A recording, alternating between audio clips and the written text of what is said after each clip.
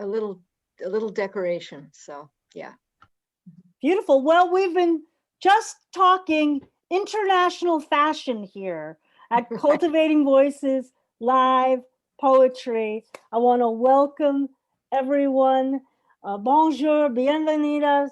And it is just an absolute joy to be with you on World Poetry Day.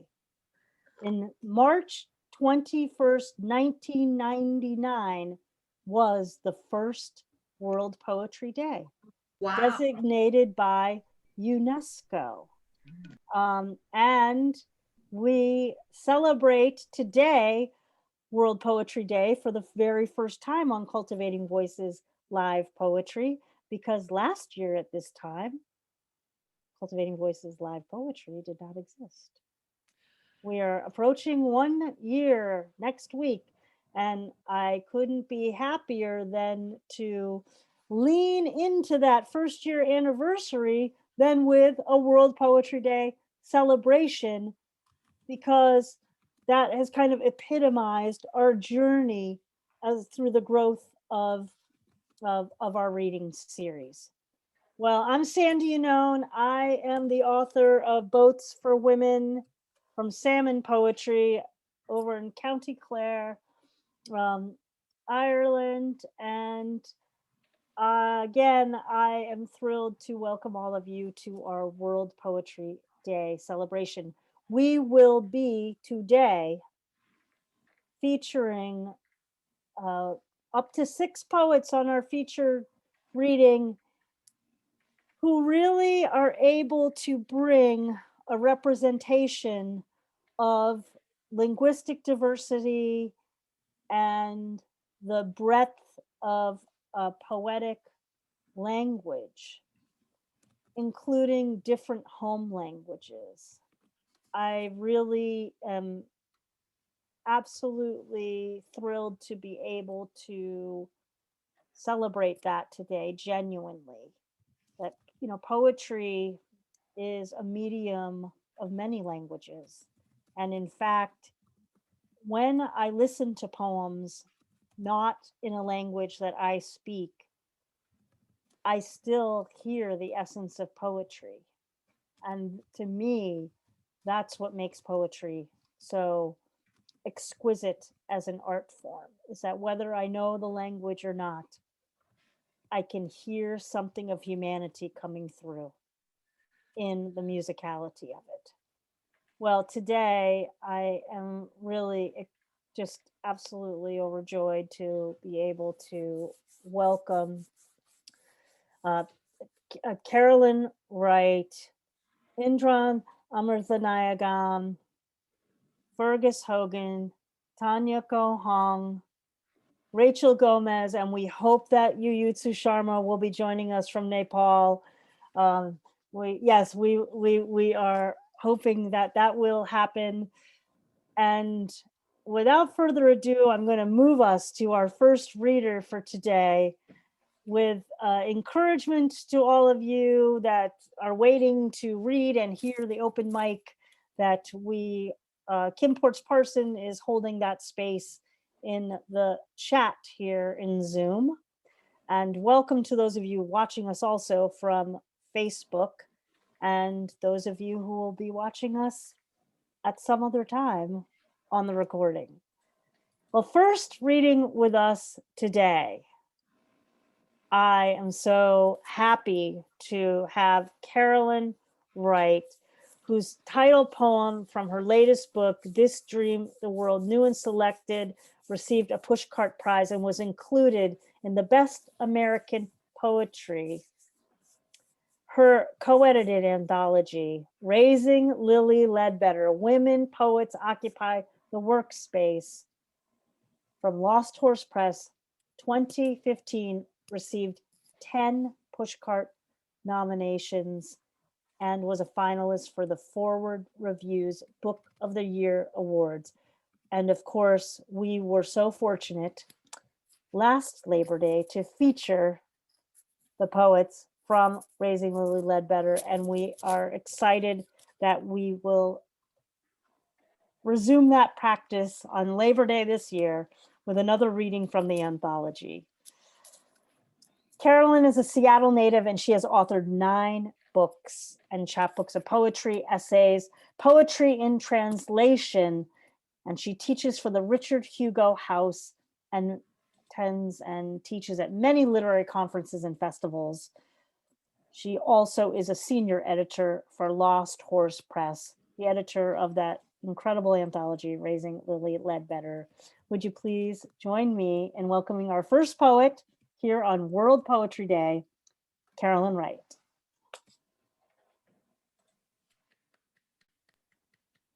Well, hello, everybody. Thank you so much. Good afternoon, good morning, good evening, depending upon where you are. I'm going to start. I sort of moved my reading order around because, just because of sort of slight changes in the cast at the moment. But I'm going to start with a poem of my own from This Stream the World, which is my new and selected, with that lovely cover here, showing either a sunset or a sunrise. And I'm going to start with a poem called Ancestress. It is dedicated to my paternal grandmother, my father's mother, Eva Madeline Ball, who was originally from, she was born in Harrogate, Yorkshire, but she was originally, she ended up in Ballsbridge, Dublin.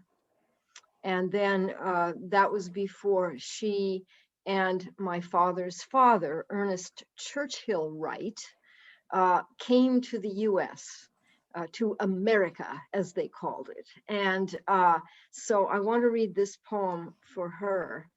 It is just called Ancestress, Ballsbridge, Dublin, circa 1900, for my paternal grandmother, Eva Madeline Ball. She climbs the stairs slowly, a grand old lady, stares out stained windows at the frozen garden, ties edged ribbons to the stray hairs of the day. Not much is left of the old ways. After the children moved out, the secret halls and corridors seem to go on forever in all directions, a forgotten maze. The many-generationed family had learned perfectly the art of discreet evasion. Every time a butler passed, a door jamb offered itself, or a Persian drapery, or a deep bay window. Hide here, they whispered. The others never look, never imagine anything foreign creeping in. It's always afternoon here, always prosperous and between wars, always dust-free where the sun falls. Alone, her life runs down, clock left in a vacant room, her mind reshelving each thought, librarian at closing. Forgotten questions pay their calls as the afternoon sinks to its knees and light leans toward the far edge of the fields like a child over a ledge. What does the blood say? Silence, please. The breath, bird's voice, the trees, the trees. So that's an entirely invented history of my grandmother. But that was actually more like something from the previous generation.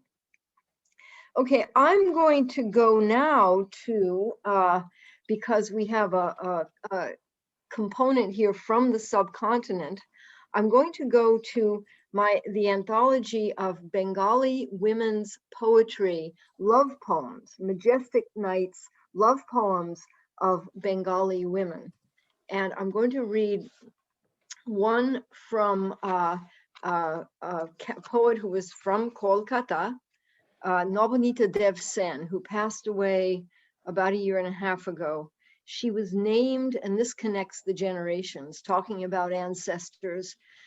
She was named, Her first name was given to her by Rabindranath Tagore, who was very elderly when Navanita was born. But this is a poem by Navanita called The Temple. For you, sky, river, flower, or a book, pictures. For you, morning, afternoon, night. For you, anything. Far away, among the stars, among your stars, a body of shadows, hard darkness, a poisoned arrow, tremors, tremors of earth, tremors of plowed earth, a vortex of blue agony in an unflinching fist, or perhaps the ecstasy of prayer? Ah, the most ancient virtue within the first sin. Mm. And that's Navanita. And I think I'll read one more from this anthology. This is from the poet Shamim Azad, who is from Bangladesh originally. She was from a place in this region of Sylhet, which is a province of Bangladesh, called Jamalpur. But she now lives in East London. She has been living in London since 1990, and she was teaching in the schools, and she does a lot of performance. She still writes in Bangla, but she's been a big advocate and activist for Bengali poetry, Bengali literature in the United Kingdom. So this is a poem of hers called Conjugal Prayer. How can I live with a saint in perpetual meditation who renounces everything at night and goes off to some dream city? Who in aspect and attire is handsome beyond compare, for whom a mere woman will not do forever? A touch to the forehead burns the whole body, the circle shrinks to the vanishing point. If at the golden moment flowers fall in showers, the sage goes on chanting his vows. The eyes don't cease blinking at the woman draped in gold. Coals don't glow in the chest. How could I ever live with a god? I want a man, not some deity. At the touch of his fingertips, harvests will flourish. When the sky clouds over, he'll ask for tea. The boy who'll take me to see a film by Rai, to demonstrations, Chinese restaurants, impromptu gossip sessions. He'll shake down the branches on the bush to pluck me a scarlet hibiscus. And if I don't take it, he'll be glum-faced with abashment. If any day tension should arise between us, in our travels or in bed, he'll regard me as an adversary. When the last evening's hangover subsides at dawn, he'll bring me the sky in a deluge. Okay, thank you. Let's see, I have a choice. I could read one poem by Eugenia Toledo, which is from Chile, or maybe I will go to Brazil. Which would you prefer, Chile or Brazil? How many for Chile? How many for Brazil? Do I see more hands for Brazil? Okay, let's go to Brazil. Okay, Brazil. Okay, this is one of the poems from the first time I was in Salvador, Bahia, which is in the northeast of Brazil, that big bulge that comes out from the continent, the South American continent. And if you look at Africa, just a hop, skip, and a long voyage across the Atlantic, you'll see that the bulge of Brazil, the bulge of South America fits neatly into that crooked elbow of Africa, of the continent of Africa. So that is actually part of this poem, because Salvador and the state of Bahia are the most intensely Afro-Brazilian. I mean, the culture is in many ways very West African, and it's a unique mixture of African and Portuguese and Catholic and West African religion, which in Bahia is called Candomblé. So when I was in Bahia that first time and was first falling in love with that culture, I went to see what I call in the poem a conjure woman, because that was a term that was closest to what she might have been called had she been in New Orleans, which is the city closest to Salvador Bahia. Same idea of Mardi Gras, Carnaval, etc. So I went to see this conjure woman, which there in Candomblé is called a Mãe de Santo, or Ila Orisha. So I went to see her at her house somewhere in the city, and she literally had a crystal ball. So here's what happened. And she was telling me all these things, and she had a crystal ball and she was looking at it. So this is more or less what happened. And I went with a guy that I was sort of fond of at the time.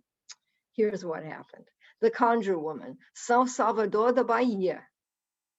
She blows on the crystal ball, tells me I can have anything. Hibiscus flowers, jacarandá wood charms, a powder from the Mercado Modelo that drives men wild. In the waiting room, the man I want drums his fingers, makes eyes at the honey-colored woman stirring something in the kitchen. Strands of blue pearls, passion flower lenço on her head, a little samba on the red floor tiles. Yemonja, sea goddess, smiles and waves her fishtail from the poster on the wall. The conjure woman turns her wedding rings around a long story about the sea. Bahia dialect, the hushed syllables, palm trees reflecting on the water, whole sentences I want to understand. Samba school drums at the corners, cachaça bottles passed around, women singing the carnaval tune, não se esqueça de mim, don't leave me, don't forget.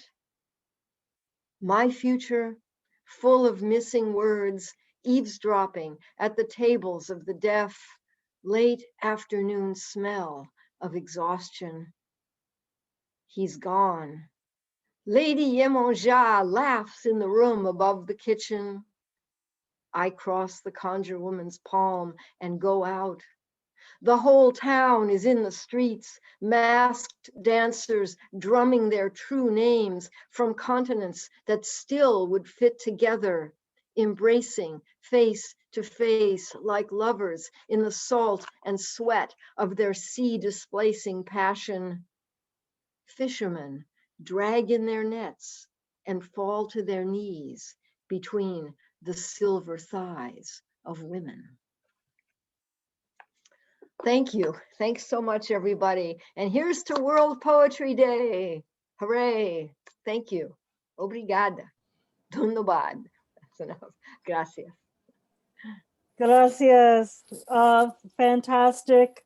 What a carnivalesque way to begin our celebration of World Poetry Day. Thank you for the translations and the way that your reading brought us across the globe and helped to do what language can often do, which is help us dissolve and also understand, dissolve the borders, but also help us understand the power of cultural diversity as well. Thank you.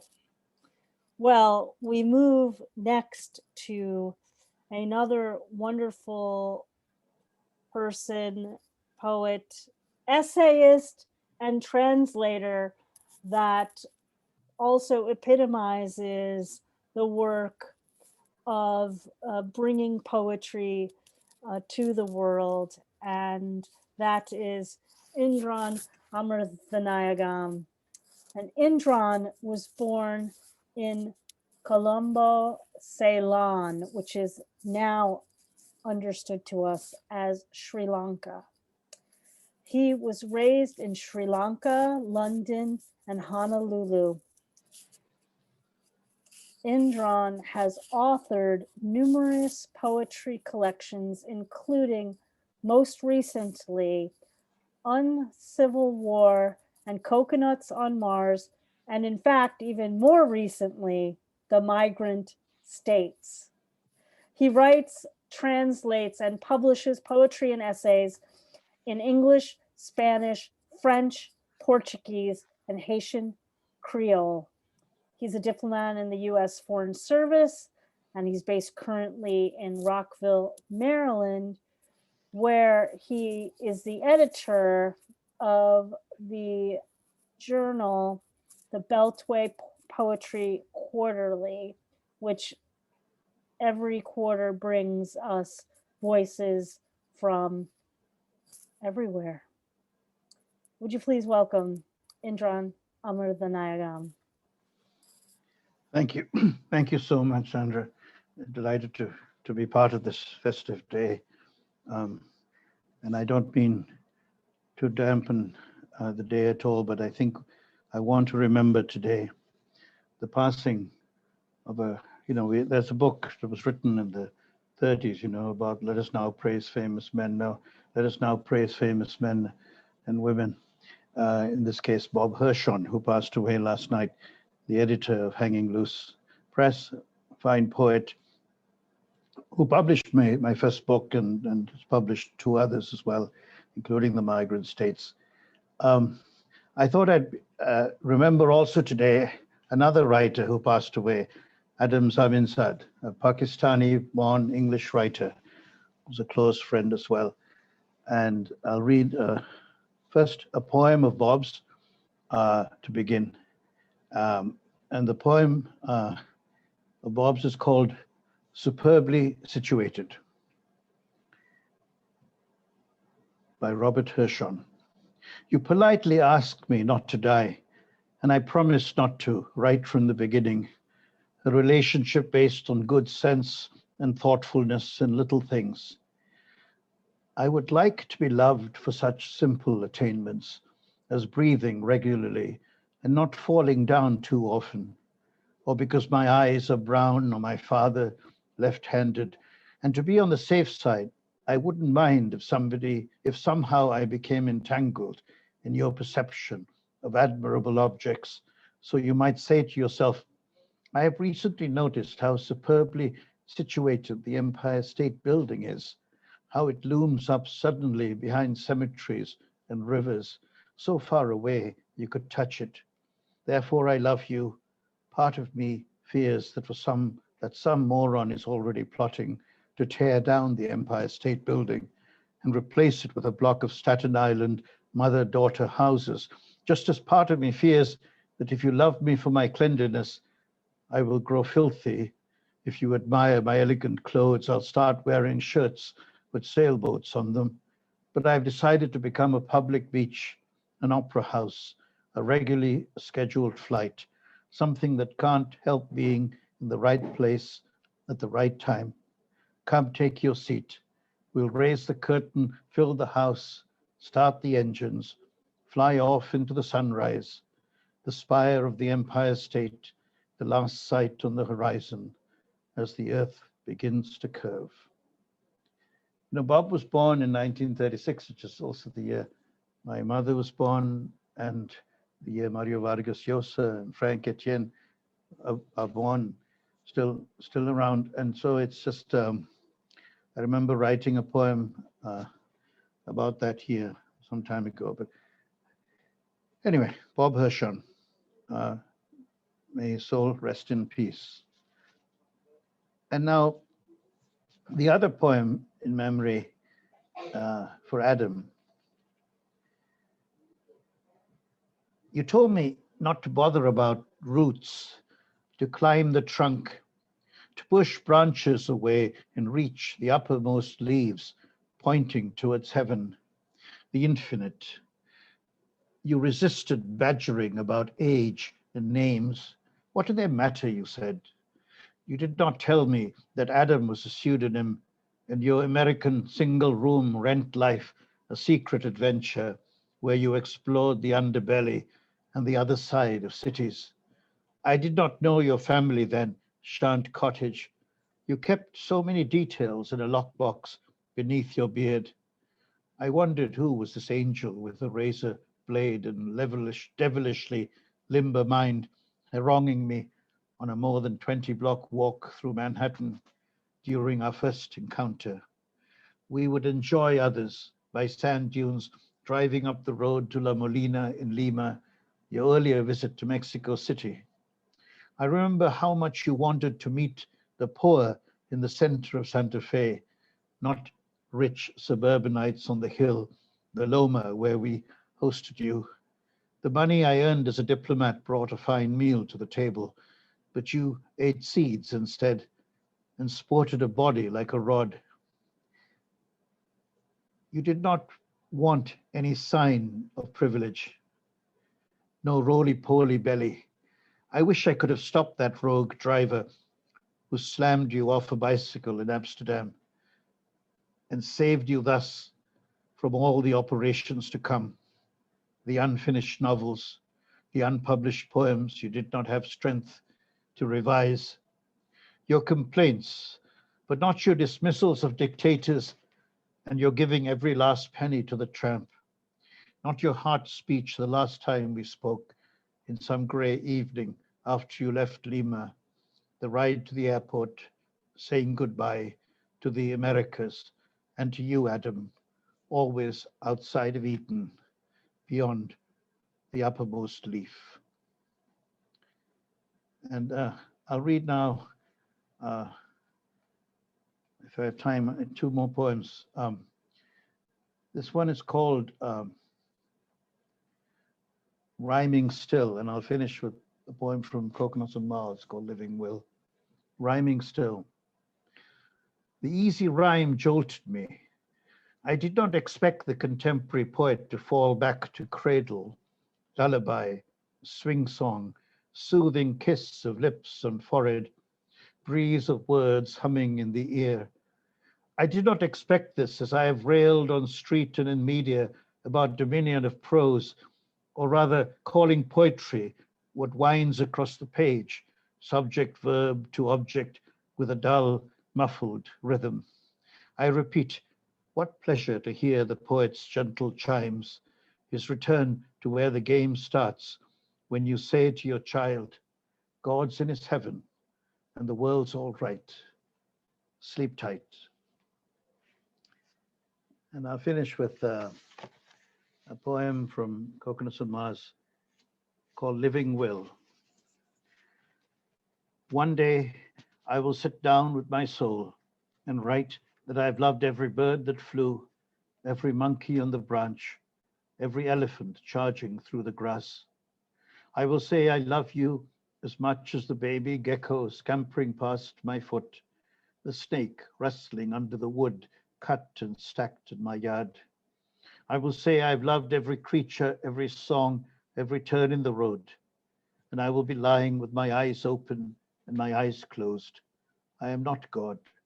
I'm not even the dog loyal to his master who misses him blind, like his daughter in Lima, which I call at night until the next time we meet in dreams via chat, cheek to cheek, remembering always that in paradise there are no trains or roads or seas or death, no going away, no arriving, doors and garden open, souls who come and go, smiling, and all the angels, all birds, all dolphins, all men and women in song, dancing, and why not, reciting the Song of Solomon, the epic poems, the love songs that consoled when we set off on the roads, hopped on trains and aeroplanes, got caught in traffic in our head, said goodbye before saying hello. Did I know you down there? You were the greengrocer I walked past going to school in London. Oh, my dear, how beautiful you are, Pauline, with ripe red hair, who shared the religion prize with me at St. Vincent's on Blandford Street. But you may be alive still, and I'm not ready to meet my maker, to be plucked from the cycle of rebirth. Not yet.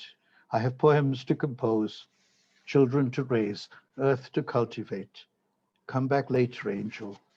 I have my will to revise. Thank you. Thank you very much. Thank you. Thank you so much, Indran. And it's so hard for me to imagine that you and our next poet are people that I only met a year ago when I was at AWP, and that that now I seek out your voices often, and I'm so grateful, and thank you for reminding us through your reading of beloved poets to you and to many others that our voices carry, and that we stand on the shoulders of so many poets that have come before us. So thank you for bringing their spirits to World Poetry Day today. Well, as I mentioned, our next reader is a person that I met just a little over a year ago. We were at a reading together, and we were talking about it, and we met in a hallway at AWP. It was just a really wild meeting. And I'm so amazingly grateful that that serendipitous moment happened, because like Indran and Carolyne and Fergus and Rachel and you're all folks that joined us very early in this journey with Cultivating Voices. And so it's especially wonderful to have each of you here today to celebrate what you bring to the celebration of World Poetry Day, but it's equally satisfying for me to be able to welcome you as folks who read in the early days about a year ago with us. So thank you. Well, here is the bio for Tanya.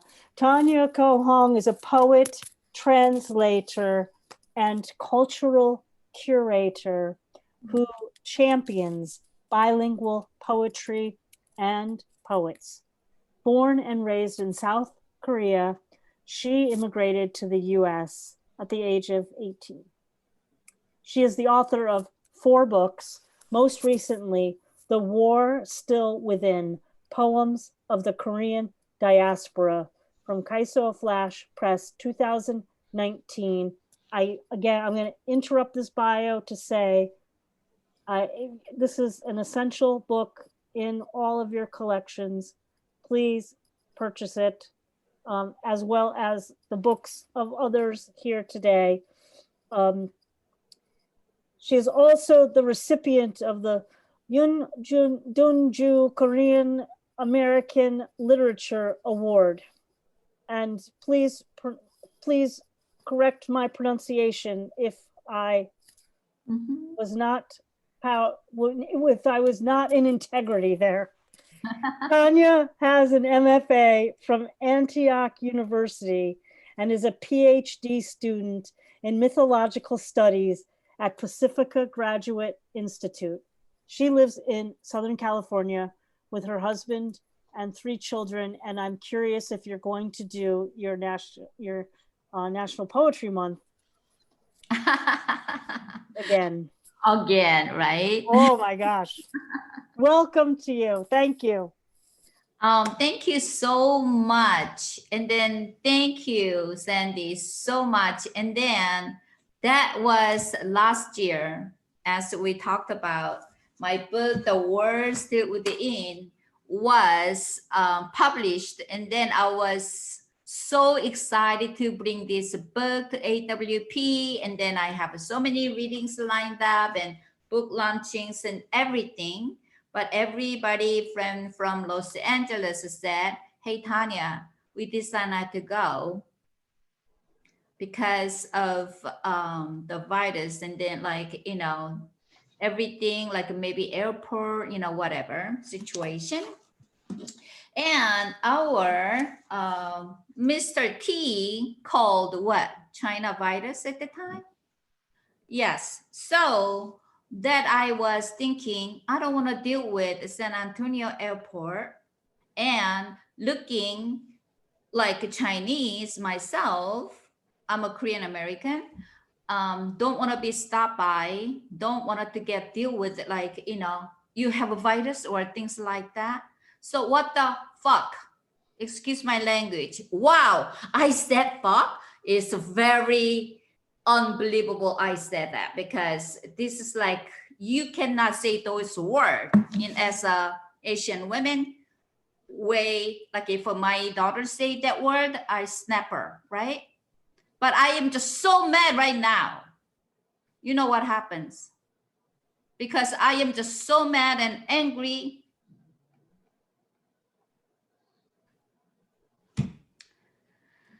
About what happened.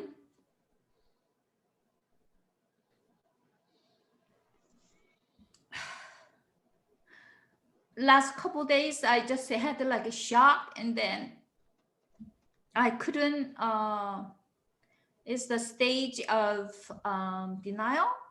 Like I was just like shut it down. But today it was like, yesterday I had like a little reading, and then I just really cannot go there, but I have to express. And then I, as a Korean American woman, and I know what was happening, and I just really need to share authentically these feelings. And actually before that, I was gonna write out like a whole poem in Korean and then share with you. And with this, like talking about these 8 women, they're calling sexual symbols and all that kind of stuff. Are you out of your minds? Seriously? And I'm gonna give their names. I want you to repeat after me. And then I'm gonna give their name in Korean way. It's not Hyunjae Grant. You got wrong. We call last name first. Kim Hyunjung. Repeat after me. Kim Hyunjung. Yu Young-e. Thank you. Yu Young-e. Yu Young-e. Kim Sunja. Kim Kim Sanja. Song-ja. Park Sun-jung. Park Sun-ja. Sun-ja. And then I have a hard time too, because it's a Chinese name. I think it's Sojia Tan. That is a Chinese, the woman who's 49 years old. And then her name is in Chinese, Pure Honest. And then Diayu Fang, we don't know much about her. And then Adelina Ashley. She's the mother of 8 months old and 13 years old. And then Paul Andrea Michelle, 54 years old. So I'm gonna tell you, Hyunjung, Young-e, Sunja, they got shot by their head. And I believe Sunja got shot by chest. I don't think I can read a poem. I just have to tell you about the story. And I know these women, where they come from, because I cannot speak beyond behalf of other people, but I can speak on behalf of these Korean women, because I am Korean, and then I know where they come from. Because this Hyunjung Kim, the last name is Grant, and then these 2 sons said like they probably didn't see the daddy. And then she was the woman who worked so hard. And then I opened, like I was looked at website, and then there's like a 24 hours spot. That means they're sleeping on the side and somebody wants a massage, they go do massage. Honestly, be honest with you, I go get massage because it's so good. I grew up in the like a public bath. So I go scrub and then get massage. That's like my culture. I grew up that way. So when I'm in America, when I get like a stiff, I go get massage. And then I know these women's like sisters. I call them my sister, younger sister if they're young. I call Omni, older sister if they're older than me. You know, they work so hard. I know I could call Lucy. Lucy's the same woman like this woman who works, raised her daughter, so struggling to pick up her daughter. And then what she says, like, when I could give all this to my daughter, I'm just so happy. It doesn't matter. You know what? I raised my 3 children as well too. So I go massage. Hey, can you give me a massage at 7 in the morning? That's the only time that I have time. You know what Lucy say? Okay, 언니, older sister, I could do that. Come after you drop your child and then I'll meet you. That's why, Sandy, I need to put my name out. That is the whole point. I want to give my name out so that they recognize there's a Korean woman. English is not her first language. And I'm struggling. I'm surviving. I'm trying to give a voice. It's not just for me. I am thinking about the picture. I saw the picture, Hyunjung, with the 2 sons. And when I saw the picture, I could see that she's working so hard, but that I see the smile on her face, that she's proud that she could work and then feed these 2 boys. I mean, they didn't, like her son said, like they don't have nobody, just like 3 of them surviving here.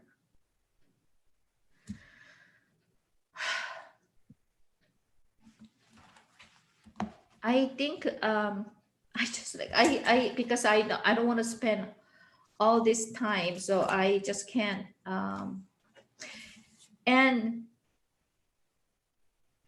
Aaron, we just say middle name because we don't want to even say big name. He's 21 years old. I have, and then their son is 23 and 21st. Like, so then they're about, so actually they're shot by their son's age. We say, stop Asian hate. I wanted to record that, just stop hate. It's not stop Asian. It's not Black Lives Matter. It's all our lives matter. And stop hate, not Asian hate, or not Black hate, or not white hate. It's just stop hate. I think I was gonna read so many poems, but like it just got into me. And then people are saying, undocumented, document. Okay, is that's really matter? What matter is we're human. And they're working so hard in this condition, COVID-19, and they're giving you massage to survive.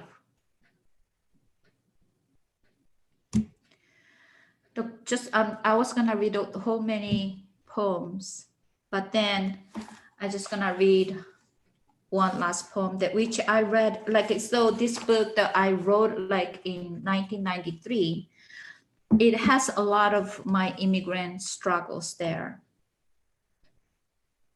But I just gonna read one poem, Faith in Love.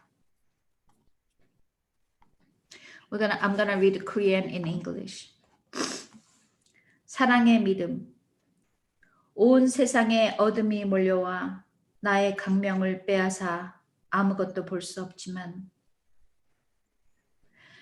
내 두려워하지 않음은 저를 안고 계신 당신의 숨결을 온몸으로 느끼기 때문입니다.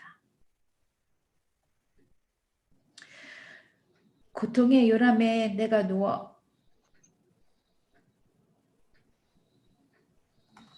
견딜 수 없는 괴로움에 내 살과 뼈가 녹을지라도 내 기쁨의 눈물을 흘리면 당신이 주신 빛의 생명을 소유한 까닭입니다. 사랑하는 사람들이 아픔과 상처를 남기고 쉽게 떠나지만 내 외롭지 아니함은 당신 품 안에 나의 영원한 안식처가 있음을 알기 때문입니다.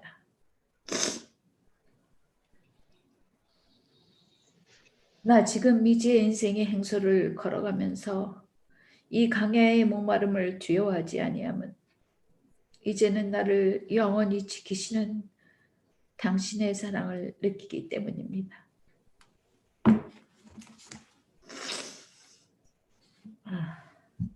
Just like for personal say that my mom tried to send us here, America.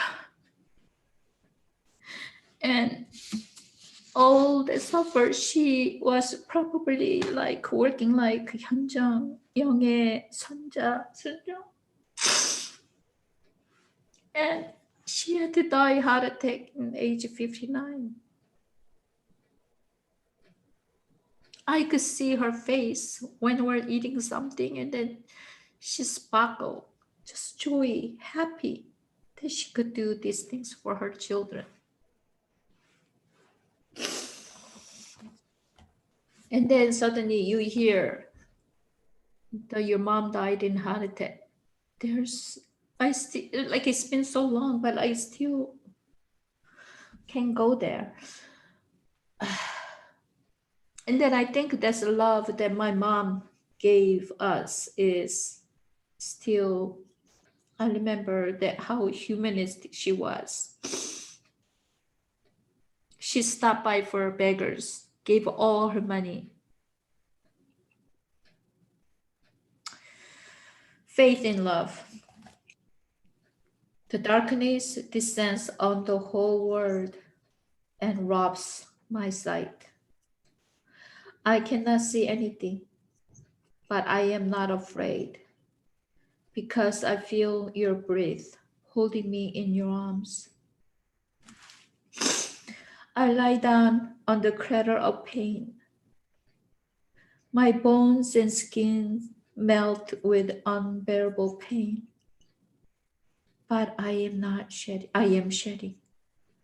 I am crying tears of joy because I own the life of light that you gave. People who I love have left me easily, have left scars and sorrow behind. But I am not lonely because I know I have my internal reach in your arms. Now I walking in mysterious path of life.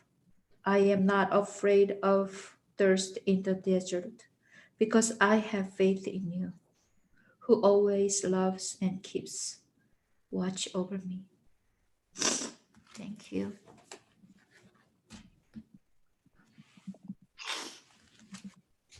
Thank you.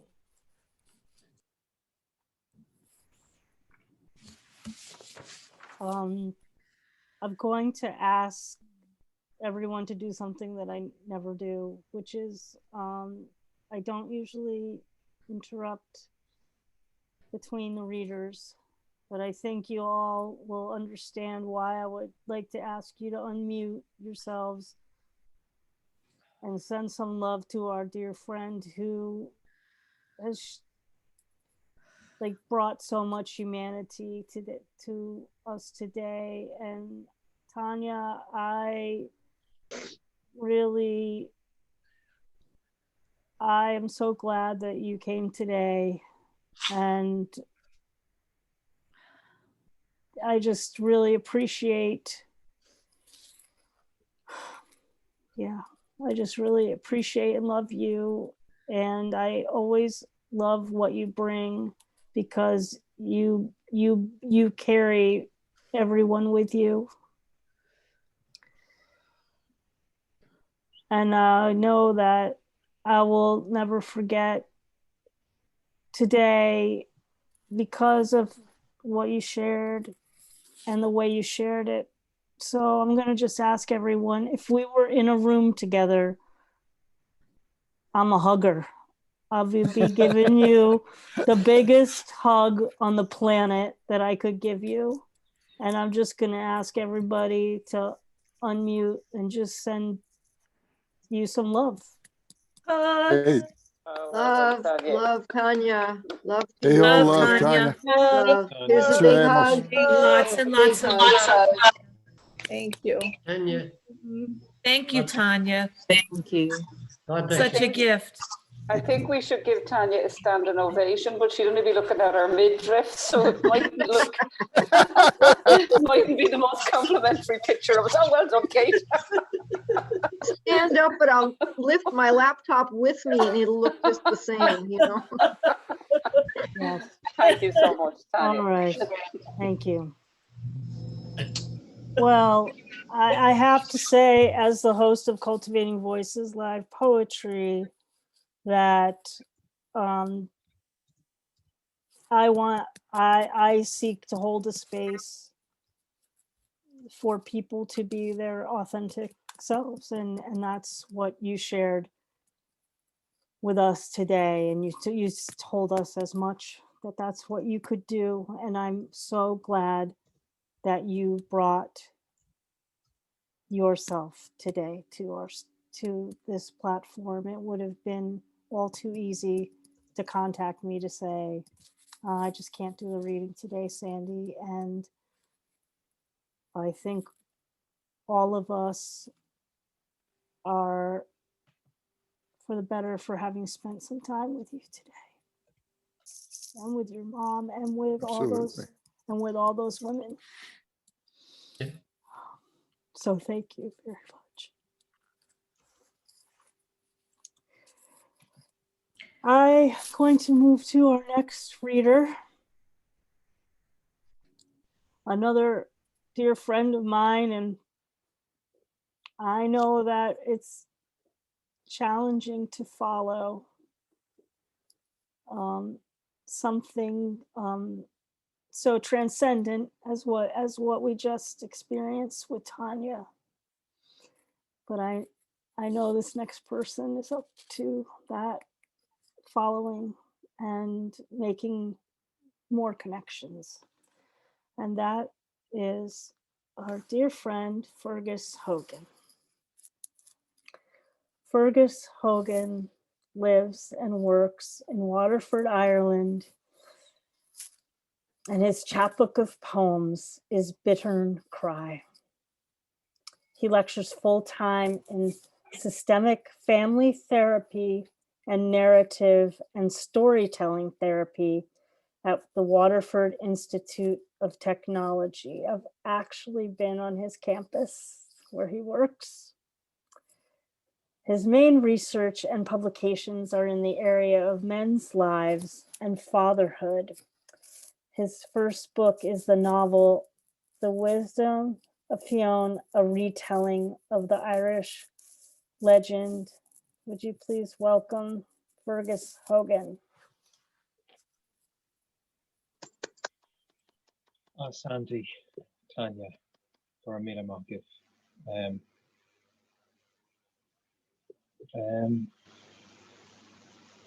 I've read with and just after Tanya before, and it's a blessing each time. My heart is racing tonight, Tanya, and I'm going to begin with some poems for you and your sisters, our family, our world. When I need healing, I return to church. Dip my fingers in the door in the cold holy water. Genuflect deeply before golden tabernacle. Kneel down hard on old oak pews and inhale church polish, candle wax, frankincense. Listening to childhood memories close as whispers in dark confessionals. I rang the bell to begin the mass and the bell for consecration.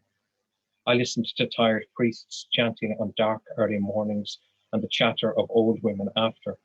Once a year on Christmas Eve, I cried with the beauty of angels singing Gloria in excelsis Deo. I still weep on Good Fridays when I feel the fear of shame fall on the back of churches, on men's bent heads like mine. My God, My God, why have you forsaken us? My God, hear our prayers this night as we cry out to you for our sisters. Forgive us for what we have done to each other. Forgive us.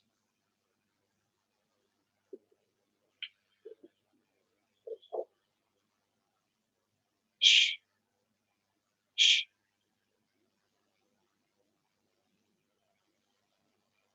I was going to read this next poem. I fought tonight for Sarah Everard, who was killed this week or in London by a policeman.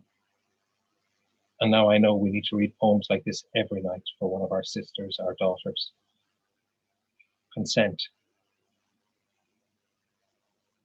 I want to whisper to the unborn children, the sons and daughters of Ireland. I want to teach them how to sing and dance and how to fly, and how to understand the meaning and communication of consent before it's too late for one more boy or girl. But first, I want to start with the nanas and the grandas, the mothers and the fathers, for the truth that we all know deep down is that baby boys and baby girls are born as beautiful as one another.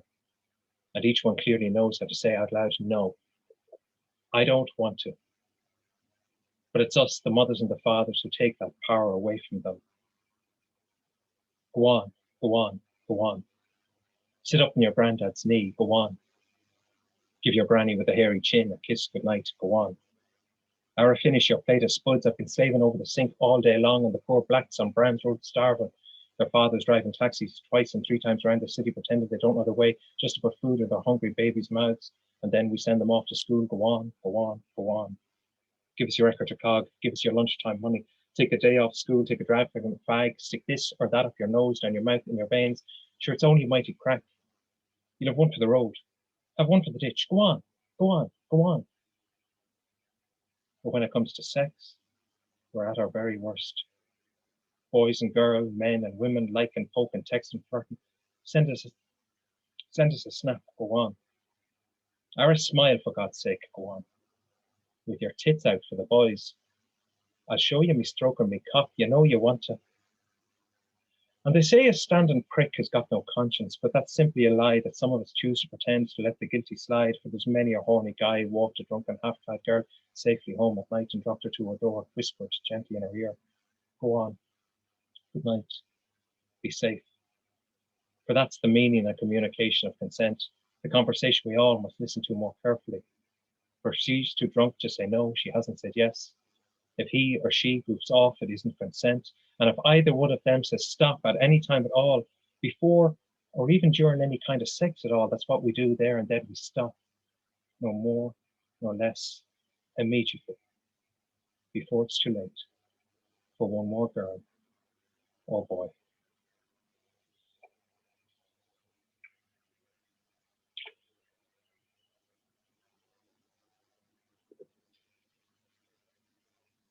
Friends, I wanted to take a moment tonight to, on all our behalves, to thank Sandy for bringing this family together. Sandy, Elizabeth Ann, your mum and dad have been here with us so many nights, Don, and now Kim. We are a family. And when we look around either the Facebook page or the Zoom room, I've been introduced to people all over the world. Bill, Kate, Matt, Anne, Thomas, people down the road, Angela, Sandy. It's almost our 1 year, and you're our big sister, and we love you, and we thank you. I think this next poem is the poem that somehow introduced me to Sandy. She saw it somewhere on the internet, and she brought me into the family, and she gave me a home. So I want to read this poem from last year tonight for Sandy. It was an early lockdown poem, and Sandy, you've brightened our lives. Cultivating lives has brightened our lives. This world, this Easter, for Sandy. We need to go back down onto our knees and crawl into the dark. We need to bow our heads into the silence of shame and humbly re-enter the tenebrae. We need to wipe a red cross of blood sacrifice onto the doorframe of each home and pray for Passover, again before it's too late, and only some get a place on the ark. We cut the last olive tree down without permission or apology, neither for wood nor fuel, just because we could. We set the ice caps on fire, melting the waters. We forced the North and South poles out of balance. We drowned the deserts and watched the last white male rhino die before our very eyes, live on Facebook. And for all of our science and technology, there was nothing we could do. We infected seeds and plants on purpose with chemicals. We genetically modified foods and force-fed wheat to captive geese until their livers exploded. And then we turned them into cheap pâté that we sold on Amazon Prime. We cut the beaks and claws off chickens to keep them safe from themselves and from each other in cages of thousands as we bred them to grow fat without feathers, to die for the market. We stopped going out to shop long before the politicians told us to stop, and we gave up our civil liberties long before we lost them. And long since we turned onto online shopping, next day delivery from the other side of the world, no questions asked, turn up to work or lose your job. It doesn't matter who minds your children when they're sick or off school, or if your elderly parents are dying. It doesn't matter either if you yourself get sick or even if you fall down dead on the shop floor with the pandemic. You're simply just to be boxed up, shipped off, cremated in no time at all, without a soul allowed to turn up to send you off from this disposable world of ours that we've all created together, out of our want and greed gone mad. One click, one click, one click of a button. We're all disposable.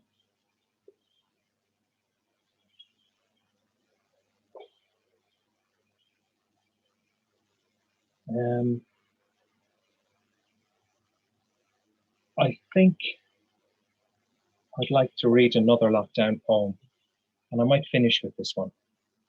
And we're a year in lockdown across the world.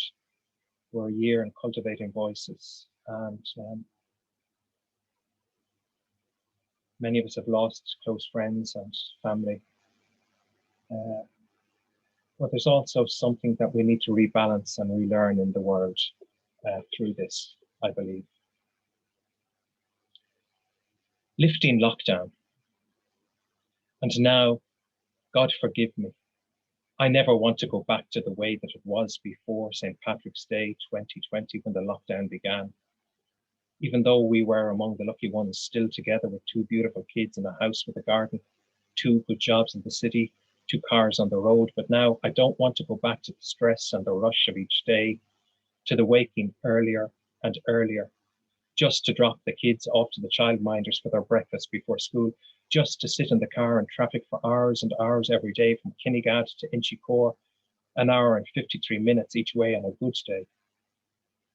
When things are light for some unknowable reason, but mostly it's 2 hours and 10 minutes, and I thank God all of that time for Lyric FM on the radio, Marty in the mornings, and John Kelly's Mystery Train back home in the evening, except for Fridays, when it's always the longest commute of the week, every week.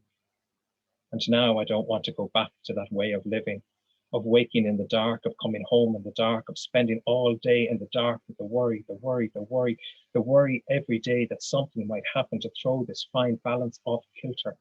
The worry at the cost of childcare, the worry that either of the kids might get sick or be sent home from school, the worry of being stopped by the guards and found out for my out-of-date tax or bald tires, the worry of getting a flat on the third week of the month before payday without a penny in my pocket, the worry of not getting home in time to catch the centre shop still open, just in time to grab some frozen food, to throw it in the microwave while I shower, looking forward to kissing the children goodnight in their sleep and settling down with my wife for an episode of some sort of shite on Netflix, with a couple of cans of cheap German beer, with only half listening to each other, both of us giving out about the kind of the day we had, hoping we don't wake the kids again with the noise of another argument, neither of us awake enough to realise we both just exhausted, worn down with it all.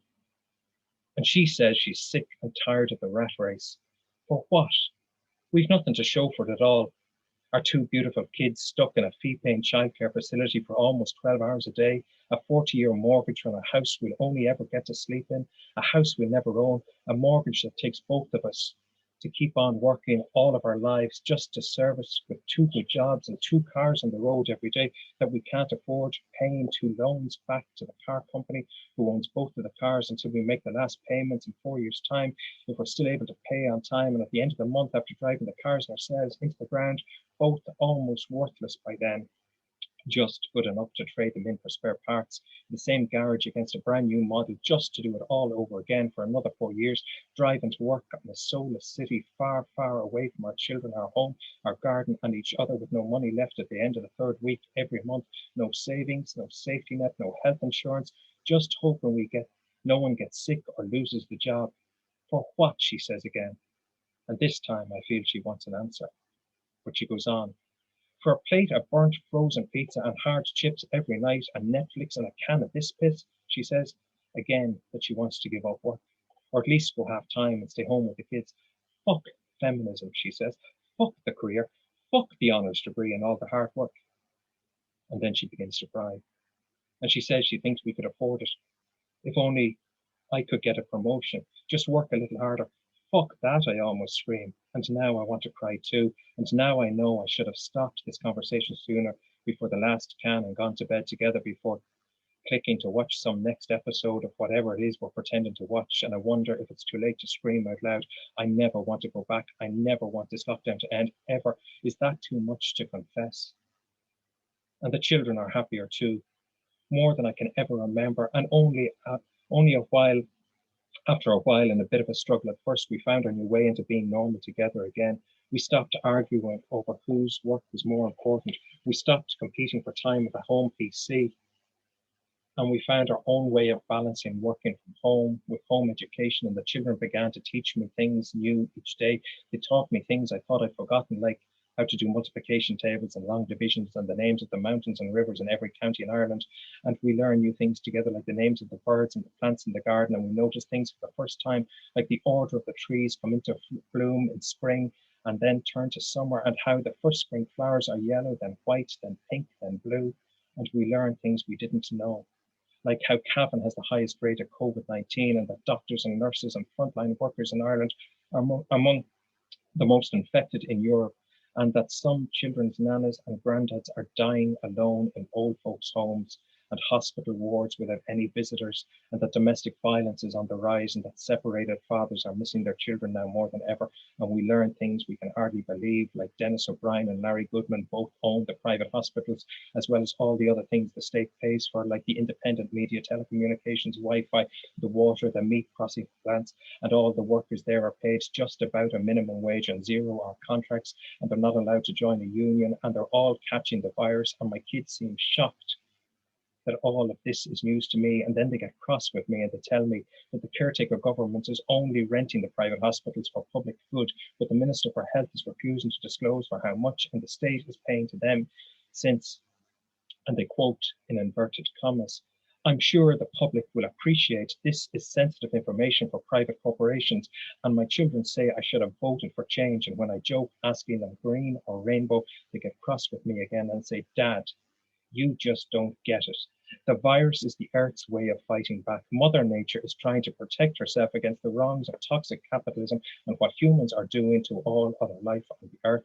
But we come to learn some good stuff too, like how the caretaker governments can tell the banks to behave with their manners and give an amnesty on mortgages and loans to people who've lost their jobs, and how private landlords who see people's homes as a way of turning a quick profit can be forced to accept a freeze in rents.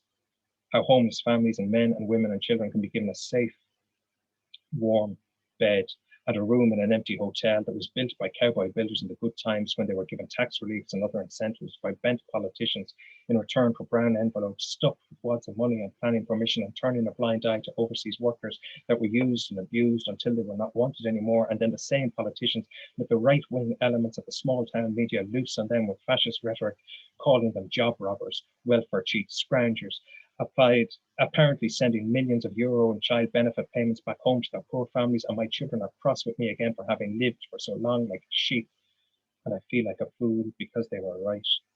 But there's more good stuff too, like how A&E departments are almost empty every night, and the pubs and the nightclubs are closed, and my body has recovered a natural rhythm for waking and sleeping with the light and the dark, and now the roads outside are empty.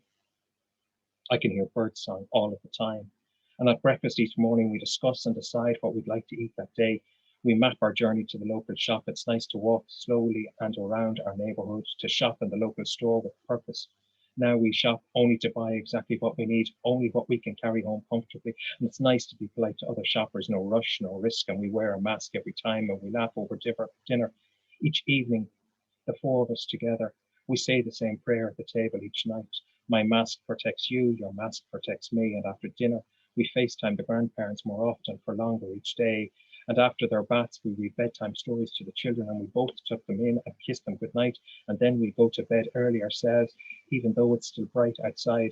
Over the time, we've stopped watching on our iPads at night, and the news of Tramp on prime time or Tiger King on Netflix, it's all the same old bullshit. Time that we've lost and given up freely that we never get back. And we've cut down too on the hours we spent scrolling through Facebook, fed up with all the polarizing splitting going on in the world, worn down with all the conspiracy theories shared from both sides. Who knows the truth anymore with all the fake news and false gods? Now we've begun to read books again, side by side in bed with our bare feet softly touching each other.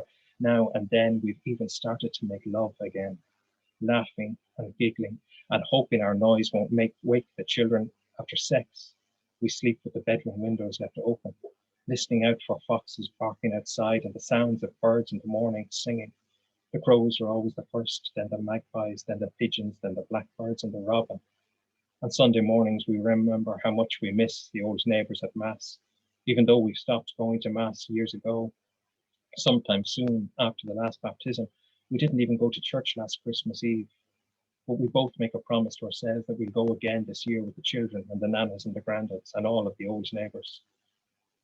Then you tell me the pain in the small of your back is gone and the headaches are gone too, and that you haven't worried about the out-of-date tax on the car for weeks, the balls tires anymore, and I realise that the pain in my balls has disappeared too. The one that I've had for years, from sitting in a car first thing in the morning till last thing at night, and then bent over a desk in the office with no windows, staring at a PC screen all day long, bored, fucking senseless, missing being with you and the children. And we haven't eaten frozen pizza in months. And now we talk all the time like we used to in old days. We find time again to plan, to listen to each other and turn each other on. And we both agree neither of us ever wants to go back again to the way that it was before the shutdown. The worry, the pressure was suddenly lifted from our shoulders.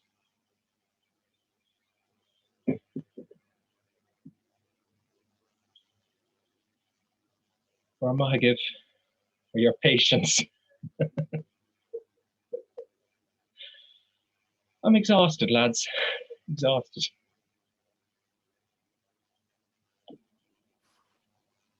Thank you, Fergus Hogan. Every time you join us, every time. Wow.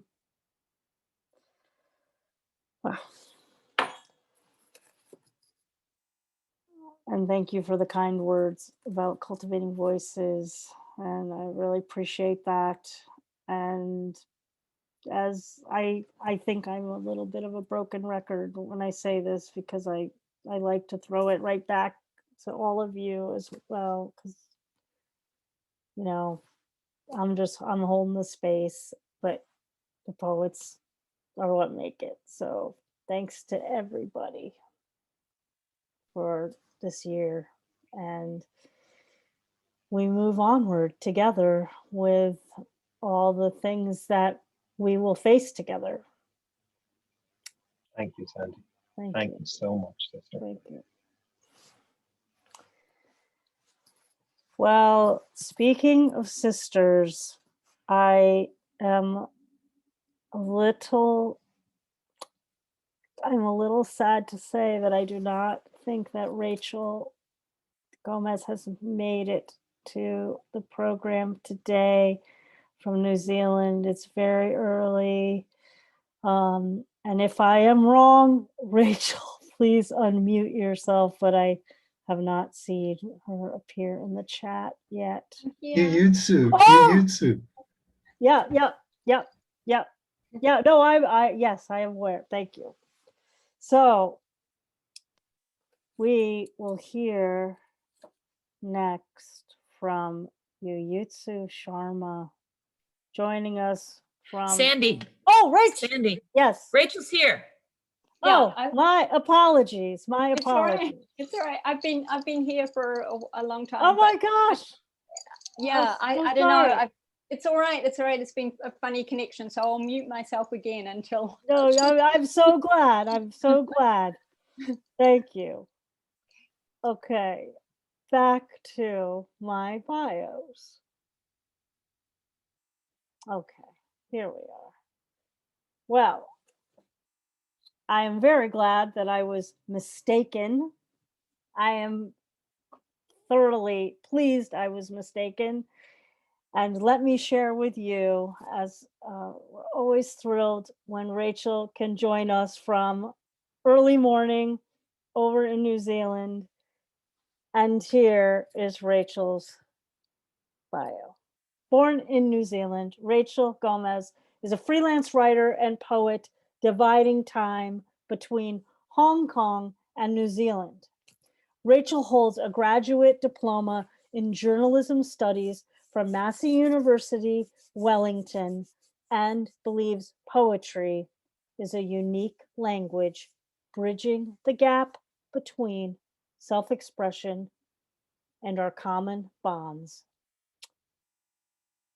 And boy, have we seen the expression of that this afternoon, evening, morning.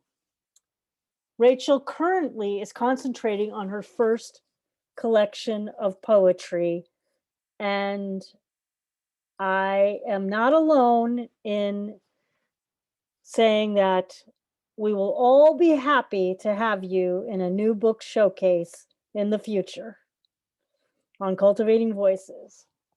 Rachel combines writing with illustrations and photographs from her travels, and when she's not writing, she makes appearances at national poetry events, pop-ups on national radio, and stares equally lovingly at her husband and cat.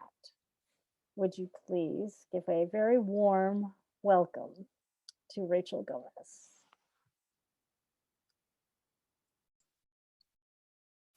Kia ora. Can you hear me? Happy International Poetry Day, everybody. And thank you, Sandy, for having us and for having us into your life and your world of poetry and introducing us all to each other. It's been a blessing. I'm going to start with a little morning poem. I wasn't going to, but my cat woke me, so. The cat's pajamas.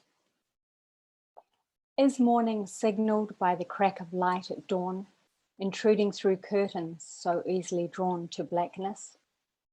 Or is it an insistent cat whose committed gaze penetrates flesh with surgical precision, commanding the bones of disenchanted peasants from corridors of half-grasped dreams to rise? Mouse's clockwork paws deftly striking at necks and conchs, while trilling air into harmonic chords, the erect whiskered batons of fur-cloaked conductor, summoning barefooted disciples to dazed contrition.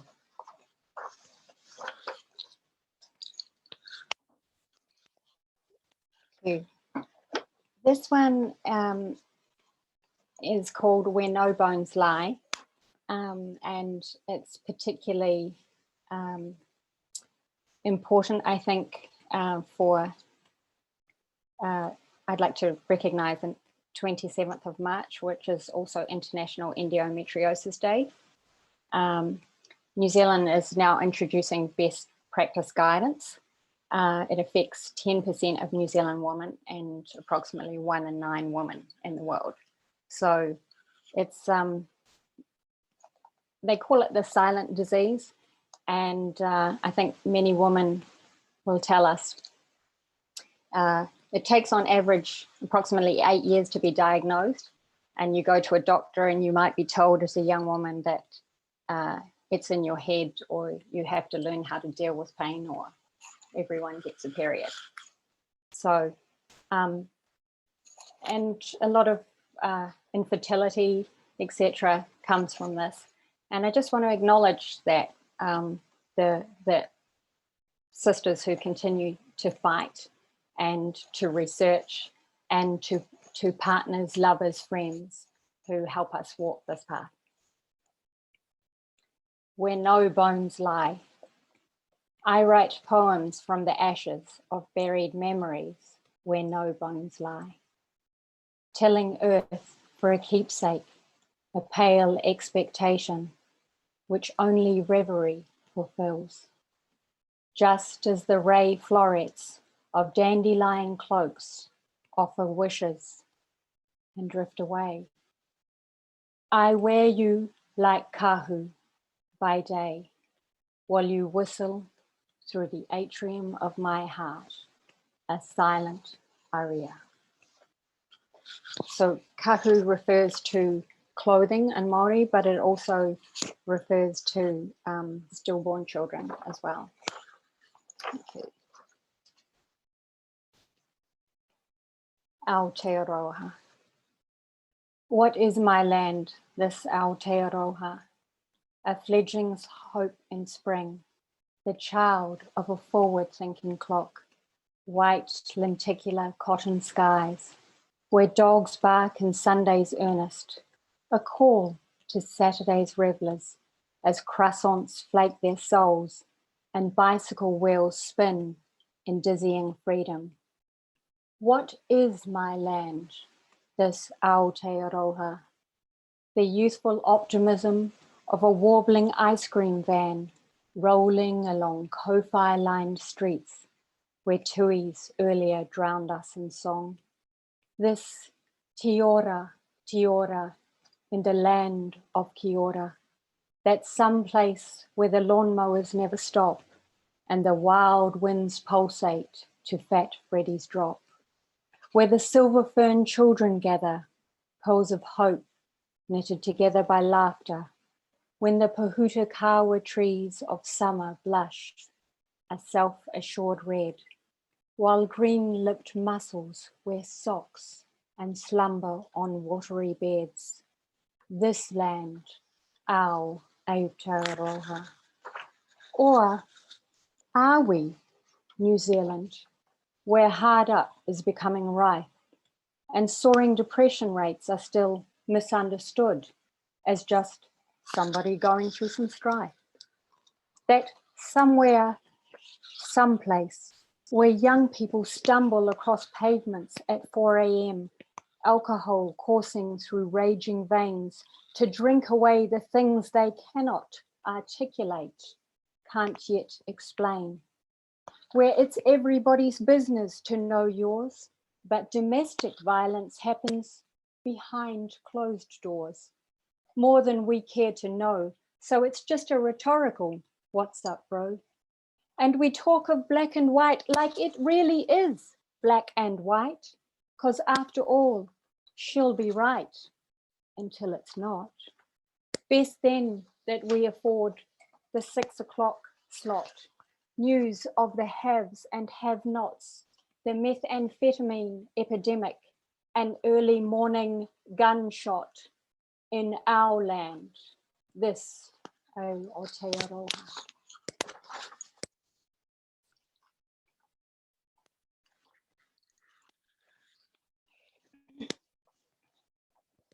This is called The Lady's Beach, and I had the privilege of living in Switzerland for 5 years, and my mother came to visit, and we went to, there was a ladies' beach and a men's beach, of course, as there were in many places in earlier times, and this is a beautiful day that I'll always remember. The ladies' beach.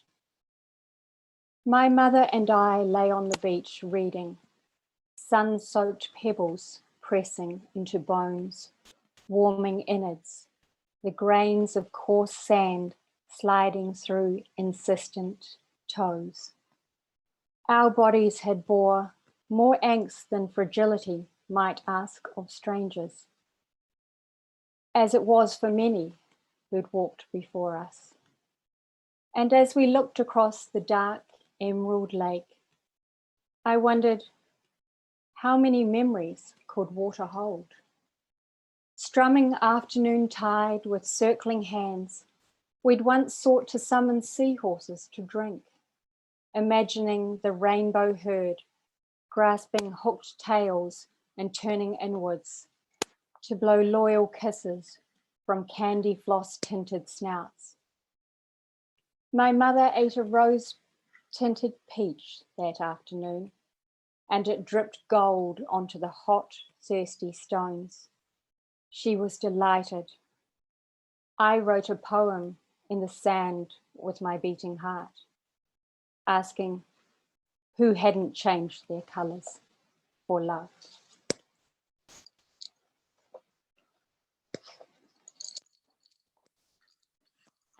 This is a little place on this, it's a scenic seaside village in outer Wellington, New Zealand, and it's known for its special inhabitants, both literary, Catherine Mansfield, and little blue penguins, which is the smallest species of penguins in the world. Eastbourne, four-wheel drives, privileged wives, rata and kofi trees, high school fees, rocky coastal bay, Catherine Mansfield's hideaway, little blue penguins, boy races engines, Butterfly Creek, a Tui's Beak, Days Bay Wharf, fish and chips, tomato sauce, East by West Ferries, someone called Mary, the Pavilion, sunsets of vermilion, scoops of orange chopped chip, celebratory backflips, one more seaside dip before the clouds come rolling in and the wild wind whips.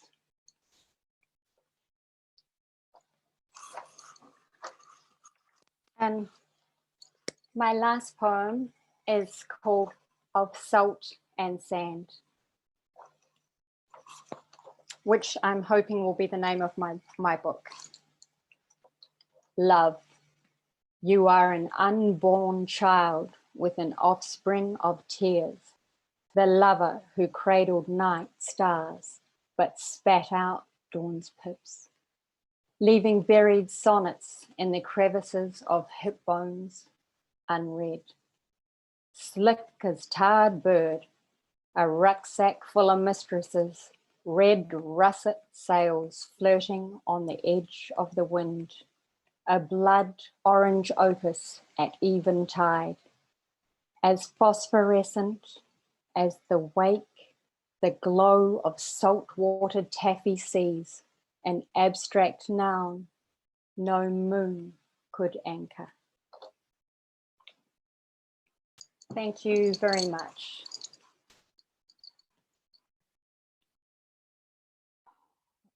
Again, Rachel Gomez, I'm so glad I was mistaken.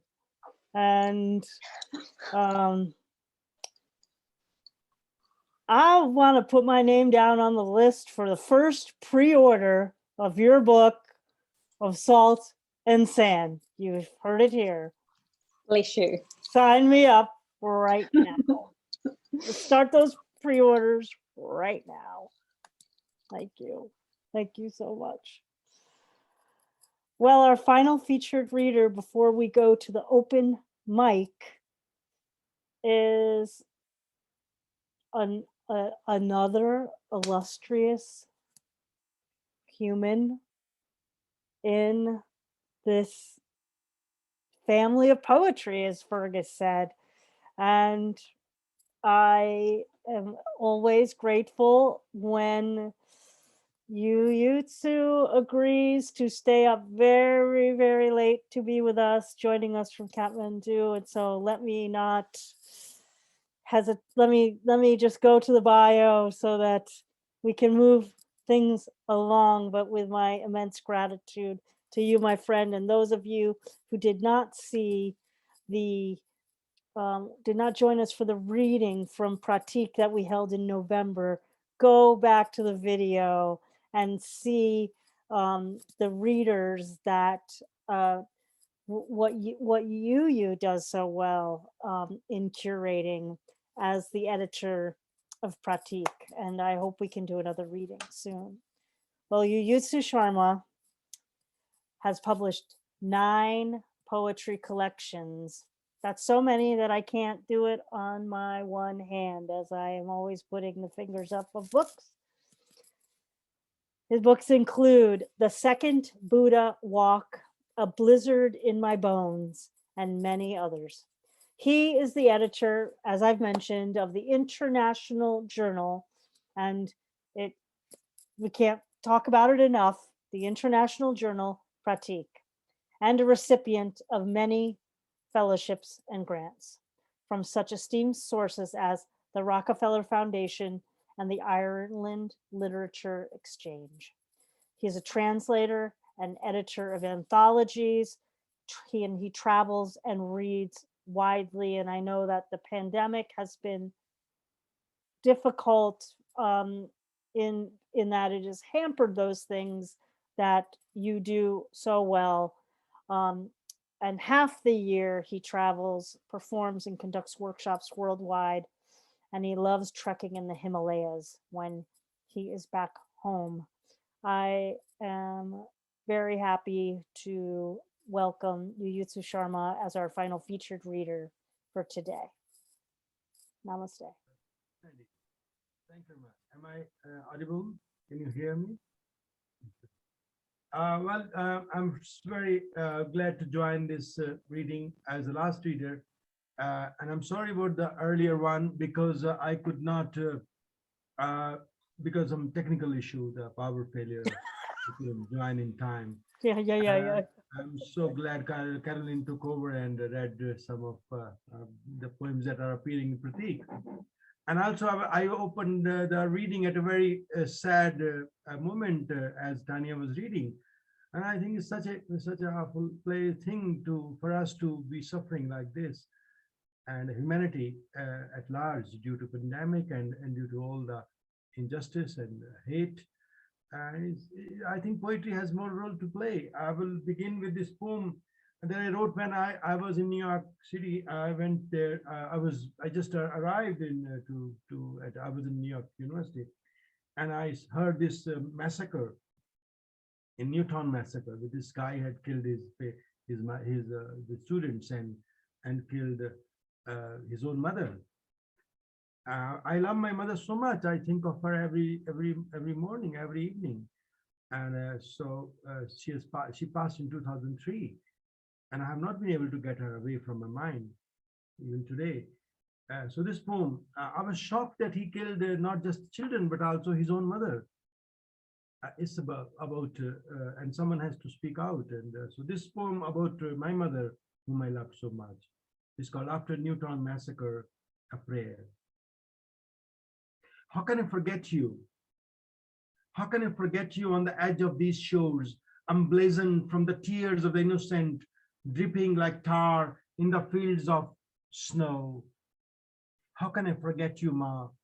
Blue rivers that flowed in your starry eyes, soft airs of the riverbeds that polished the enamel of your sparkling teeth and sculpted the curves of my muscular limbs, warm water wells of your breath that pulled the bow of my backbone and sent me twirling your plaything across the road, your blood that wove the coat of my conscience.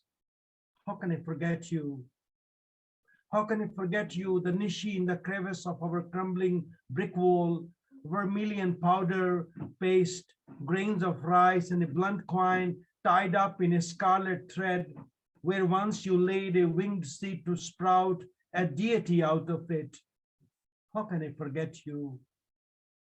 Maker of my forehead, horoscope of my mind, sap of the lush tree of my body, the only earth of my galaxies, quiet cosmic engineer of my soul. How can I forget you, especially on these shores, emblazoned from the tears of the innocent, dripping like tar in the fields of snow? So this one to my mother and to the people who are I want to, as I'm in the Himalayas, I want to strike a note, send a note from here, from the Himalayas, with a reading of my favorite poem, which, I always read as a tribute to the mountains. And the poem is called Little Paradise Lodge. And I always say that this has a reference to Devatatma, a place where soul of the god lives, a reference to the holy mountains, as everything is holy in the Himalayas. And it's 2 o'clock in the morning, so it's kind of fresh. It's like singing to the mountains, the god of mountains. His poem is called Little Paradise Lodge. My pen frozen against the daggers of Annapurnas. And in a blank, shapeless plank, chopped from a sandalwood tree trunk and used as a table, I place my elbows and hold my face in my hands. Blinding snows of the Annapurna ridge, hugely shining in the eye of my mind, I sit in the spacious courtyard of your paradise lodge, deciphering shrill notes of birds in the mossy trees. One bird initiates a lilting note like our meeting, while others let loose a racket of breath vessels, ending with question tags. Can I stay longer? At least one more day in your little paradise lodge. Two birds playing in the crimson cherry tree stir a chord that seems like opening up of the blossoms of our bodies. Would you take me away and marry me? But what about this electric whistle, this cicada's constant cheer, cheer, cheer, the struggle of our breathless bodies against the dark soot of the night, the pigeons strutting freely in your courtyard, cool like exhausted porters climbing the mule paths in their singing gorges, their guttural quen quen qua, quen quen qua, quen quen qua. They seem to be using a human language, a kind of harsh speech robbers might use. Love, in the courtyard of your little paradise lodge, I see silence turning flowers into daggers. A herd of cows shuffles past me in a joyous mood, festive like young girls going to a hillside fair, saying, "Don't you go away, brother, don't you go away. We would be back until dusk with presents." A cuckoo passes overhead, insisting, "Ka, ka, ka, please, do not leave me alone. I'm utterly alone, stuck on the last mountain of the world. And beyond me, just one more mountain where they say a deity lives, guarding a tiny turquoise lake. And thereafter, nothing but a realm of melting snows where souls of the gods live." Continuing thank you very much.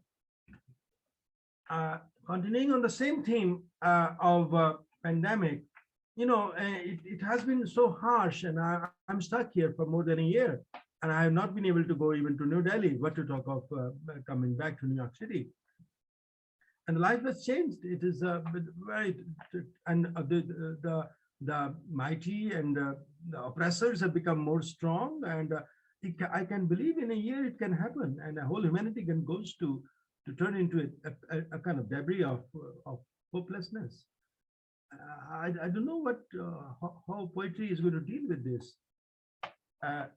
When the pandemic began, the laborers and workers were left on their own in India and in Nepal and in the rest of the world, and they had to just survive. Thousands of workers walked back home from capital cities like Mumbai or Delhi or Kathmandu. And so, and in one incident, many of them, they were so tired walking miles and miles, and then they slept on rail tracks, and a train came in and chopped them into pieces, and over 18 of them died. So this poem I want to read is called Yaksha Questions. Yaksha is one of the mythological characters who asks questions to the Mahabharata hero so that he can live. And if they were, because all his brothers die, and if he wouldn't tell answer these questions, he wouldn't be able to bring his brothers back. 5 brothers have died. So this is Yaksha Questions. based on this tragedy that took place in India, near Mumbai.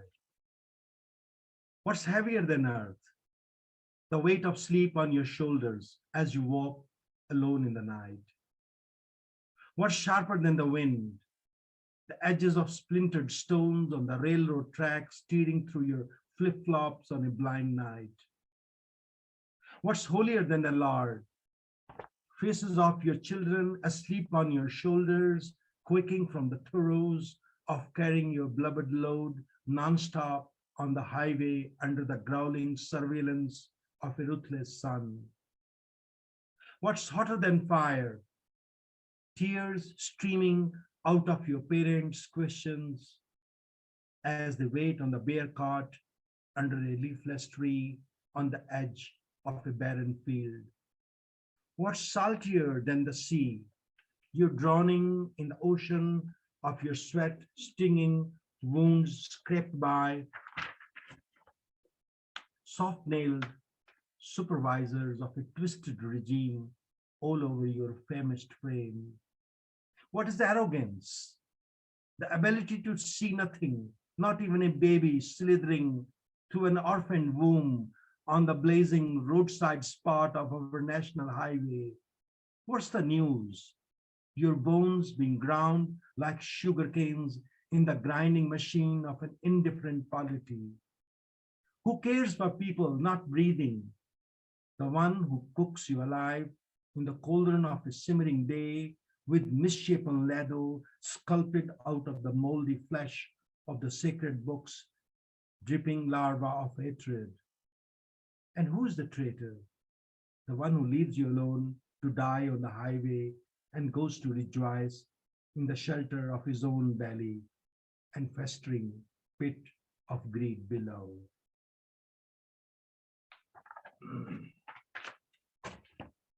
Well, I like to read, thank you. I like to read a poem again on this same theme. You know, when a pandemic took place in March, my son was studying in New Delhi. He was doing his bachelor's and he just finished and he had to get his degree. So he stayed there and he couldn't come back. And he came like in October or November. For 6 months, he has to be stuck there. And there's no way I could go and meet him or he could come because everything was blocked and everything was stuck. At one stage, it looked to me as he had turned into an apparition, a ghost. So I could just see him and I couldn't touch him and I couldn't do anything to him. And it was so excruciating. And he all of a sudden he said he had a pain in his ear. And I didn't want him to go to hospital because he might get infected there. So this poem I want to read is an epilogue to my new manuscript that I'm working, my new book of poems in God's messy workplace. And the poem is called Apparition for my son Yugang. So much hand washing, son, scrubbing sanitizers with fervor of pouring sacred waters with such frantic frenzy that an elephant's wrinkled face starts surfacing along the jagged crusts of my pores. Holding back the breath in terror to keep the invisible enemy away, piled up, fill of surgical masks in the trash cans of my trance, pyramids of gloom rising in the blind vaults of the world where I have turned into an apparition. Here on the edge of this earth, standing next to the fractured glaciers, ready to explode any moment, from the valleys of muted deities, I can only speak through you. I cannot touch you, feel your breath, tousle your hair, or smell sweet odor of your handsome head. Being so far away from you, and much to your annoyance, over and over again, eager to return to my instructions. Fear everything around you. Keep a safe distance. Don't be complacent. Fear doorknobs, street vendors from Lakshmi Nagar, Kureji, milkmen from capital's bordering villages, groceries you unpack along with rumors. Carry a portable hand sanitizer. Let it dangle from your waist like a weapon in a battlefield. These quick words of caution, ash-smeared endings from the swirl of my years on this earth. These mantras that my grandpa gave me, forcing the calamity decades ago. The lessons I received in the 60s, 4 decades after the first pandemic. Come home, he would say. Wash your hands, son. Feet and your feet at the water pump in the courtyard. Clean your mouth with fresh water. Chew a herbal twig to freshen it. Your breath might have gotten polluted from others in the public squares. I didn't quite understand his word. How could anyone get polluted in public places? Didn't notice anything nasty in our quiet Punjabi town. Air's cool and crisp, skies azure blue in the land of the bluest rivers of the world. I didn't approve of his rigorous rituals where he made me wash my hands thrice with ash from our hearts. It's pure gold, he said. Ah, ash, nothing purer than ash, son. His white starched turban over his head, his gruff gurgle. I saw his Adam's apple dilate, a little bird of wisdom trapped in his throat. In our messenger chats, son, I notice your hair has grown long, covering your forehead. In your voice messages, I see an anxiety pouring in from the Rogmar metropolis. Last night, I dreamt a tiny bowl of dirt roll out of your left ear, and you cried out in pain, my little prince, trapped in a fort of filth. I hope you remember your papa, like I remember my grandpa today, someone who loved me, with a heart purer than gold ash. I see you all alone in the apartment, your video games that took you away from me. Now you dream to see the real world, tangible people, busy parks, boats squawking from seagulls, snow ranges, mule paths littered with spring flowers and million butterflies. But lockdown here, I'm only an apparition in Kathmandu, not a valid figure of flesh and sturdy bones. My blood cannot throb to warm your anxious sleep. I cannot touch you or reach out to you, being miles away from you. I cannot take you to Connaught Place, to your favorite cafes, to bring you to the bustle of your favorite squares at Nehru Place, Karol Bagh, Chandni Chowk, Janpat, or bring you back to the Himalayas, to our luxuriant canyons, to make you race around the glaciers, to sweeten your breath in our dreams from the forest of rhododendrons, making you sing along the chorus of summer cicadas, to fill your youthful vessel with the quiet sheen of our eternal snow. Thank you.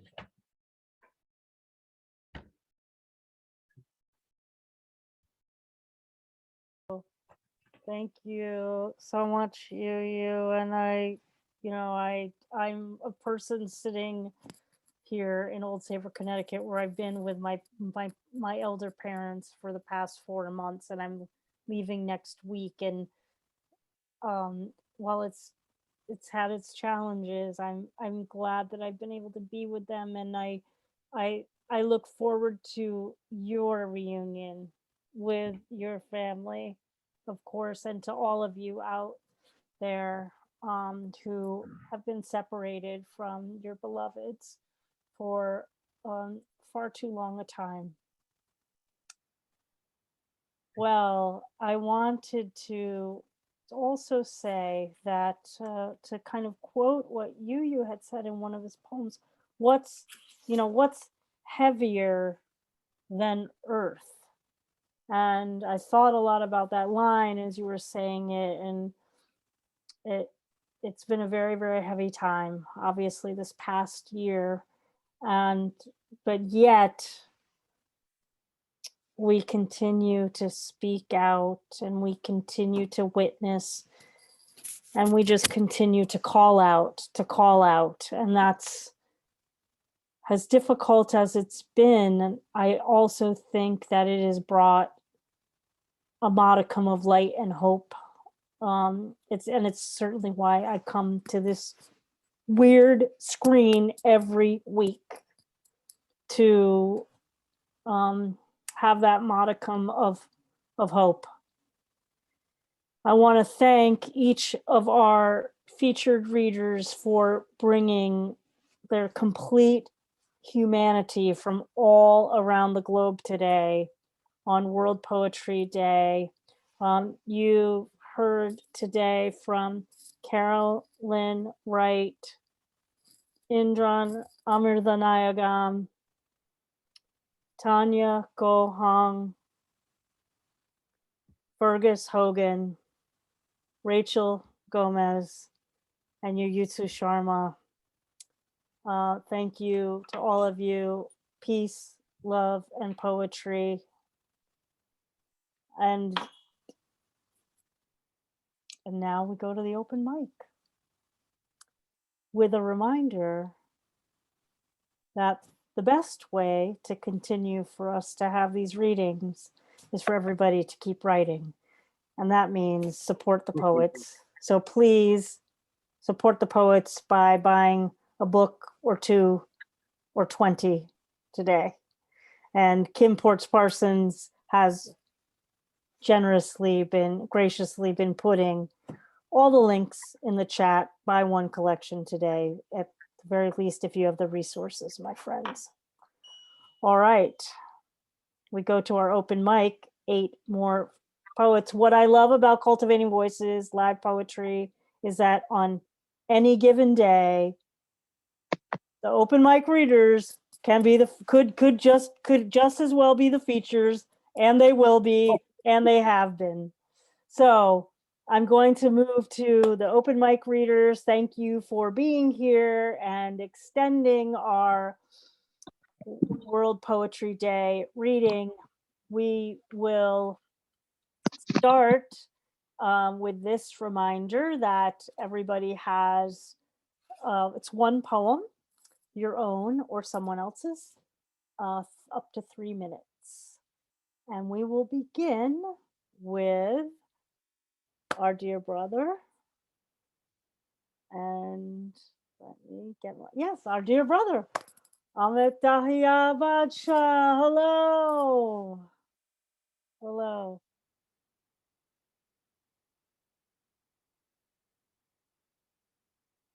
Oh. I'm going to read.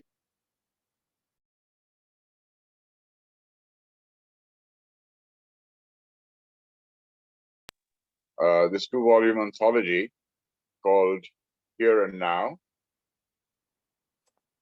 Can you see it? Yes.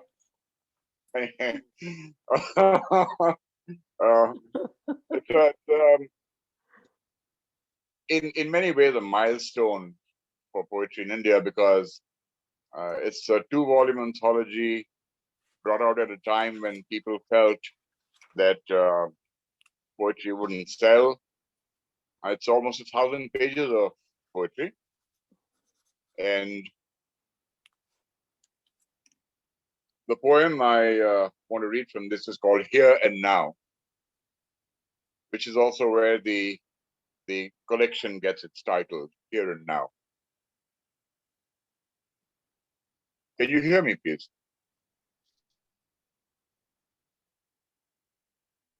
Here and Now.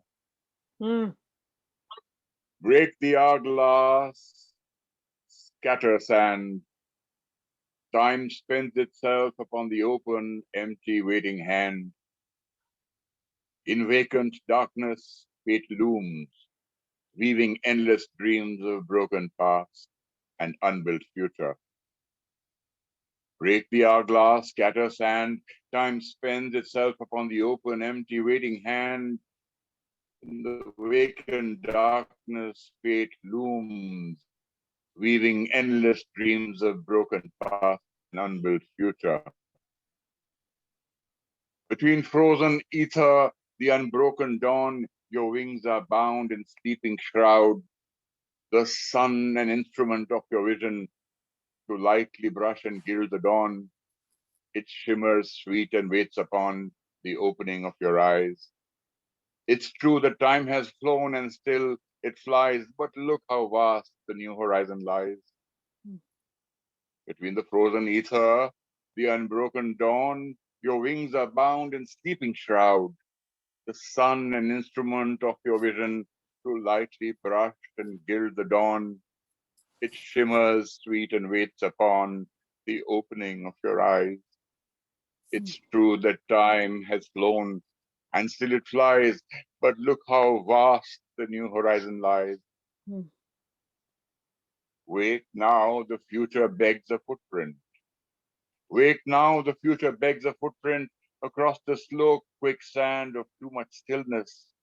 Before the turning of time's fickle tide, take up the cadence of the heart, a new footprint, a brave new stride. Take up the anthem waiting to be sung in 5 senses, not only one. Amid the whispers and new battle cries, beneath the firework of your burning fears, the drumming of your heart inside, your time has come. Now find the strength to wake somehow, do something, anything, but do it here and now.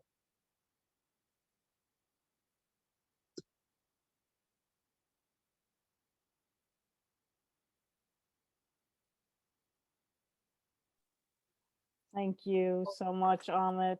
An anthem Thank you, to Sandra. start us off. Amazing anthem to start us off. Our next reader is Fiona O'Rourke, and thank you for joining us. I believe this is your first reading with Cultivating Voices today, so it's your debut. Glad to have you with us. Thanks, Sandy. Thanks, everyone. Thanks to Anne MacDonald for being the first person to tell me about this. And yeah, it's really good to finally meet this writing community.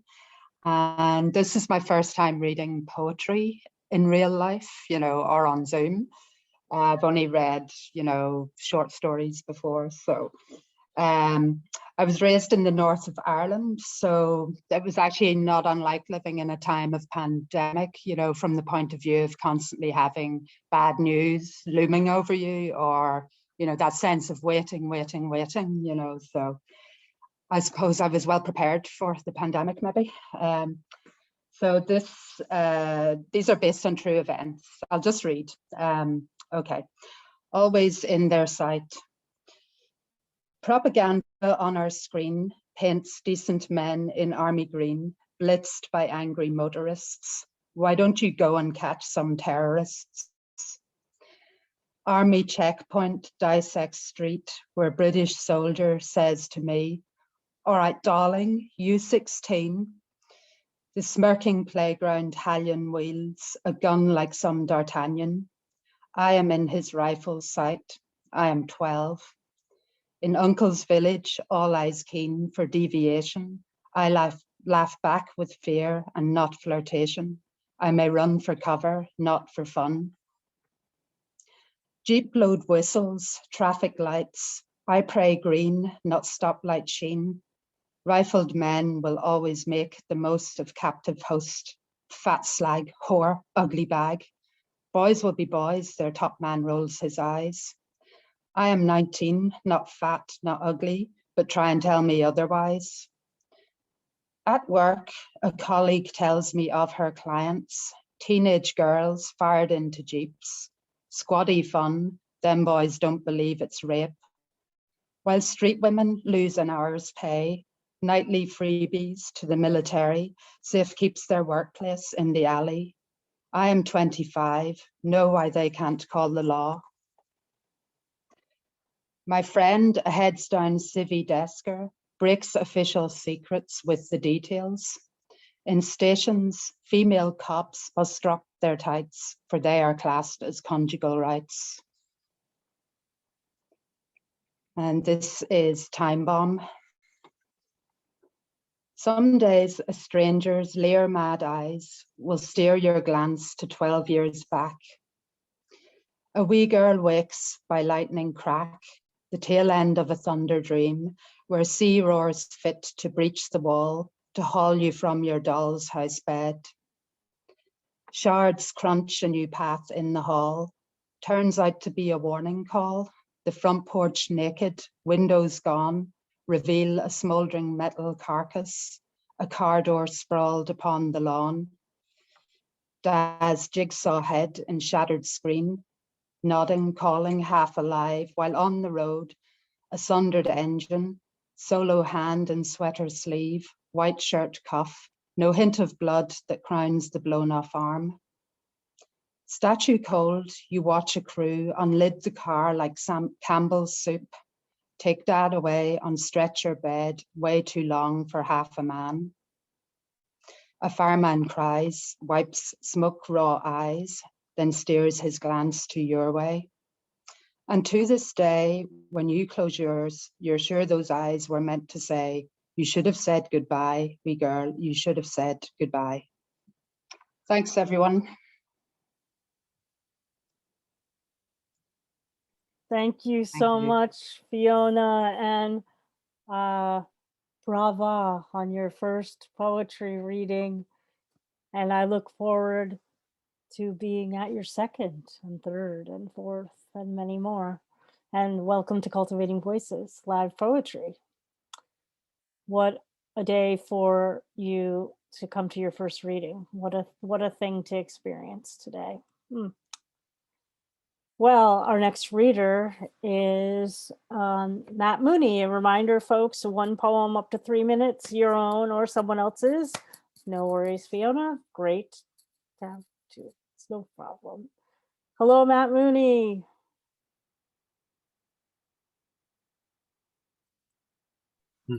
Hello, Sandy. Hello. Here I am. Here Tom you and are. John. Tom and John. Now, great night, and I have a poem to read, and the poem tonight I'm going to read it for Tanya Ko Hong, and I want to say, may, as I said in the chat, may her tears of sorrow turn to tears of joy, and our sympathies in Ireland to her and the people that she spoke of so movingly and tearfully tonight. So here I am. This is a poem that was put into my head when I saw a pair of abandoned worn sandals. And this may be a drop of solace to people who are suffering and are looking for help from on high. His sandals.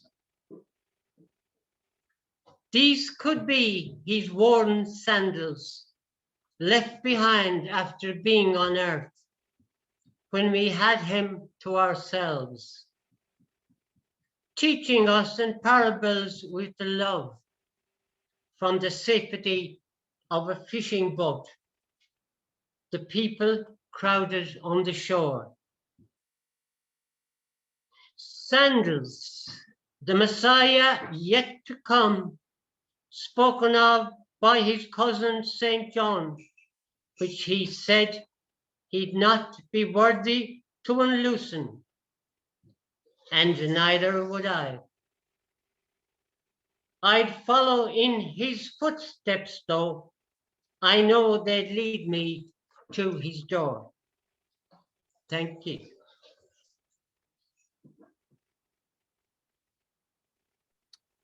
Well, I thank you. And therein lies, I think, a really beautiful example of faith and love, as Tanya was talking about, and that we could have a person from way across the pond send a message of love and solidarity, even on these little weird screens, to a person that they see is heart-wrenched in a real moment of humanity. There it is, the power of poetry. Thank you, Matt Mooney. We'll see you very soon. I think I'll see you on Thursday at Not the Time to Be Silenced. Thank you, Sam. That's reading is this upcoming Thursday, folks. If you've been a fan of that reading series, it's Our last gathering will be next Thursday. I hope to see many of you there. Well, next is a person whose poem, Our Shared Humanity, also like is a beacon for me. That poem that Don Krieger read that poem to me in private, well, on these screens once. I've never forgotten it. He is a great poet of consciousness and of conscience and consciousness.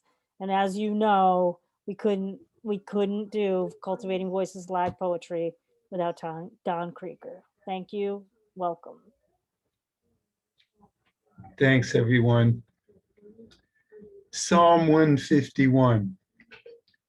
Lot's wife died nameless, not because she looked back, but for remembering. Once again, your death angel turned away, left us whole. You're chosen, terrorized and prayerful for the horror next time. You command, remember, who can forget? Holiday and self-denial, worship and tyranny, the lies of faith, the firstborn butchered, your people's grace. Two we know defied you, but how many have you really heard? Abraham spoke for the righteous, Jesus for the sinful cheat, but Moses, the murderer, your darling, spoke only for your vicious caprice. Am I true, kind, good? I judge myself without mercy, but the relentless cycle of slavery and murder.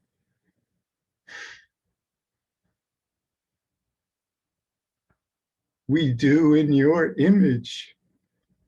We do in your image is humble before your cruel glory.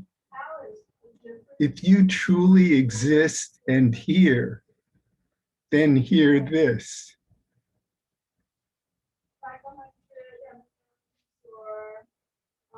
By my poor standards, you are unfit. If I held your might, Almighty God, in that instant, I would erase you and your memory from all that is. If you truly exist and care, then as you did Korach, open the earth and destroy me. For though I claim nothing over Aaron or Moses, I claim goodness over you.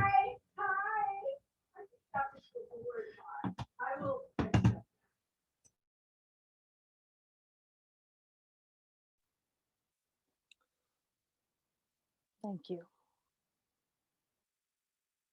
Thank you, yes.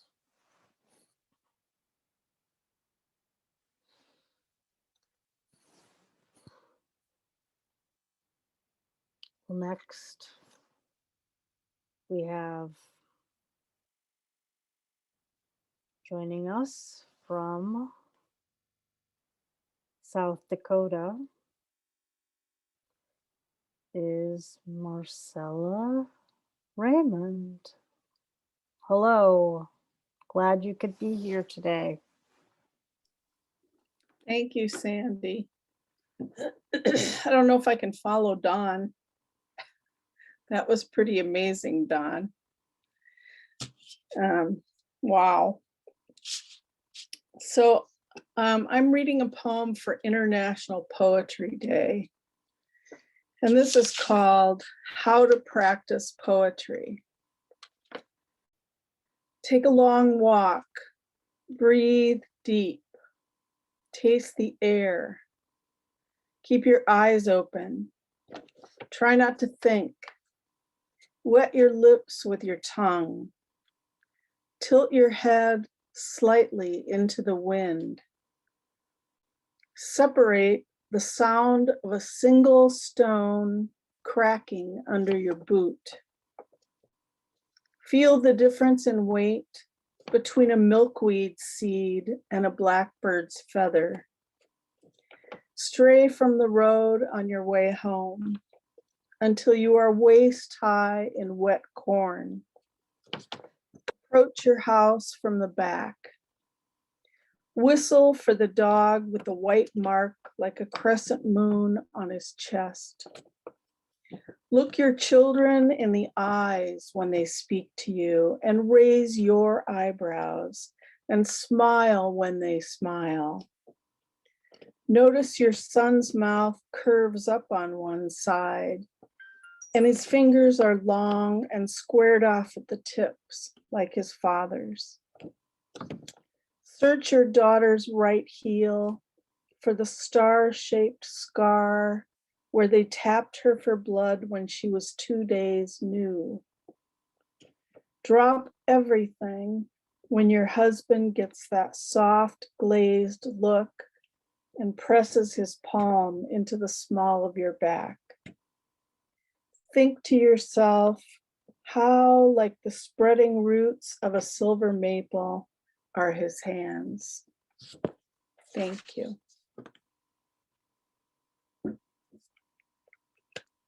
Wow, it's very beautiful. Thank you so much. I see some weird sunlight coming on to my face here, but it's appropriate, I guess. Yes.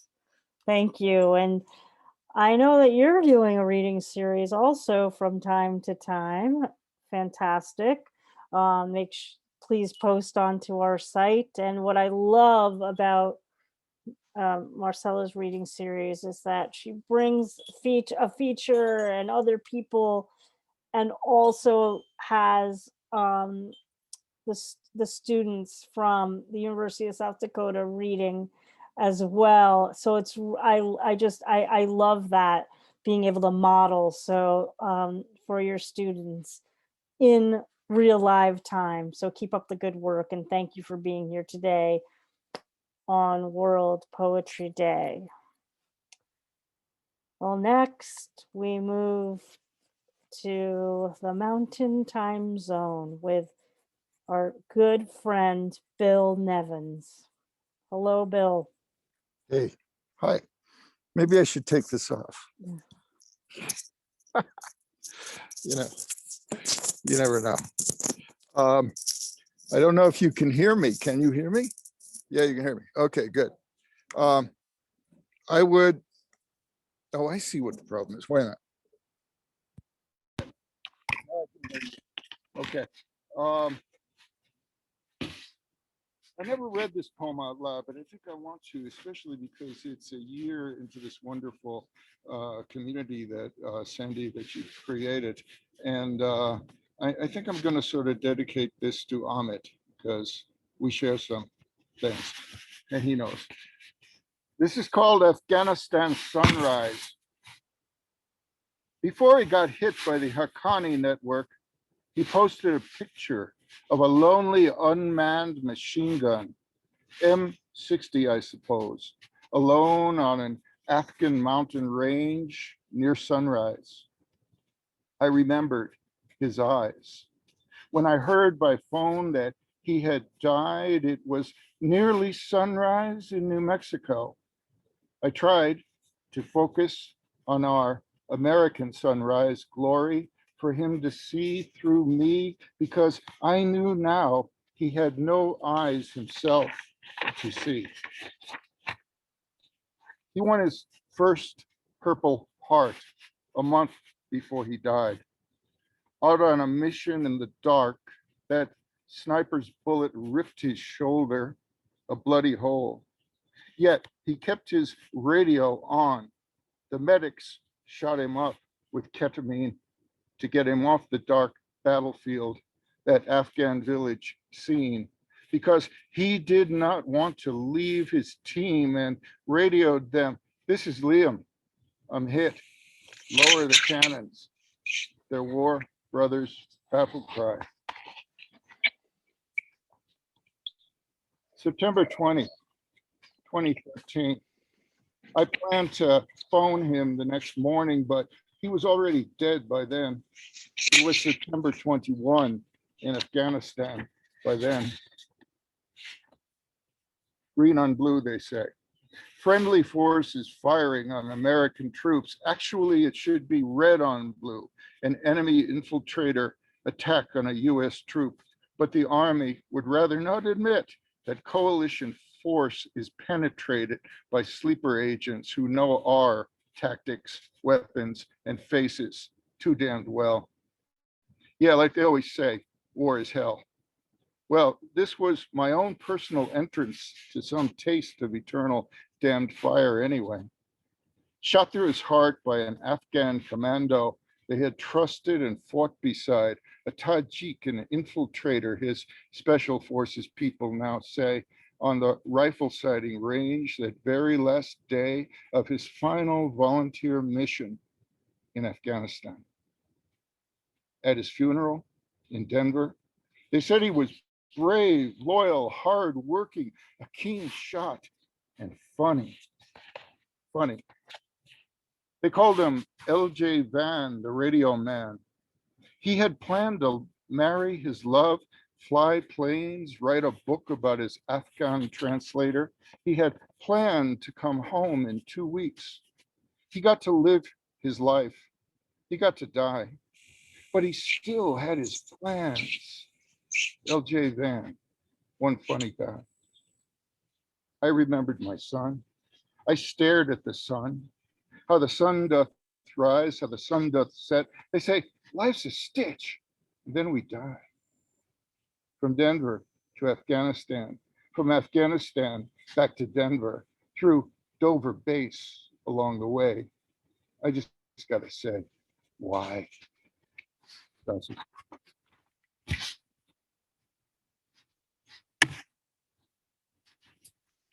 Thank you, Bill Nevins.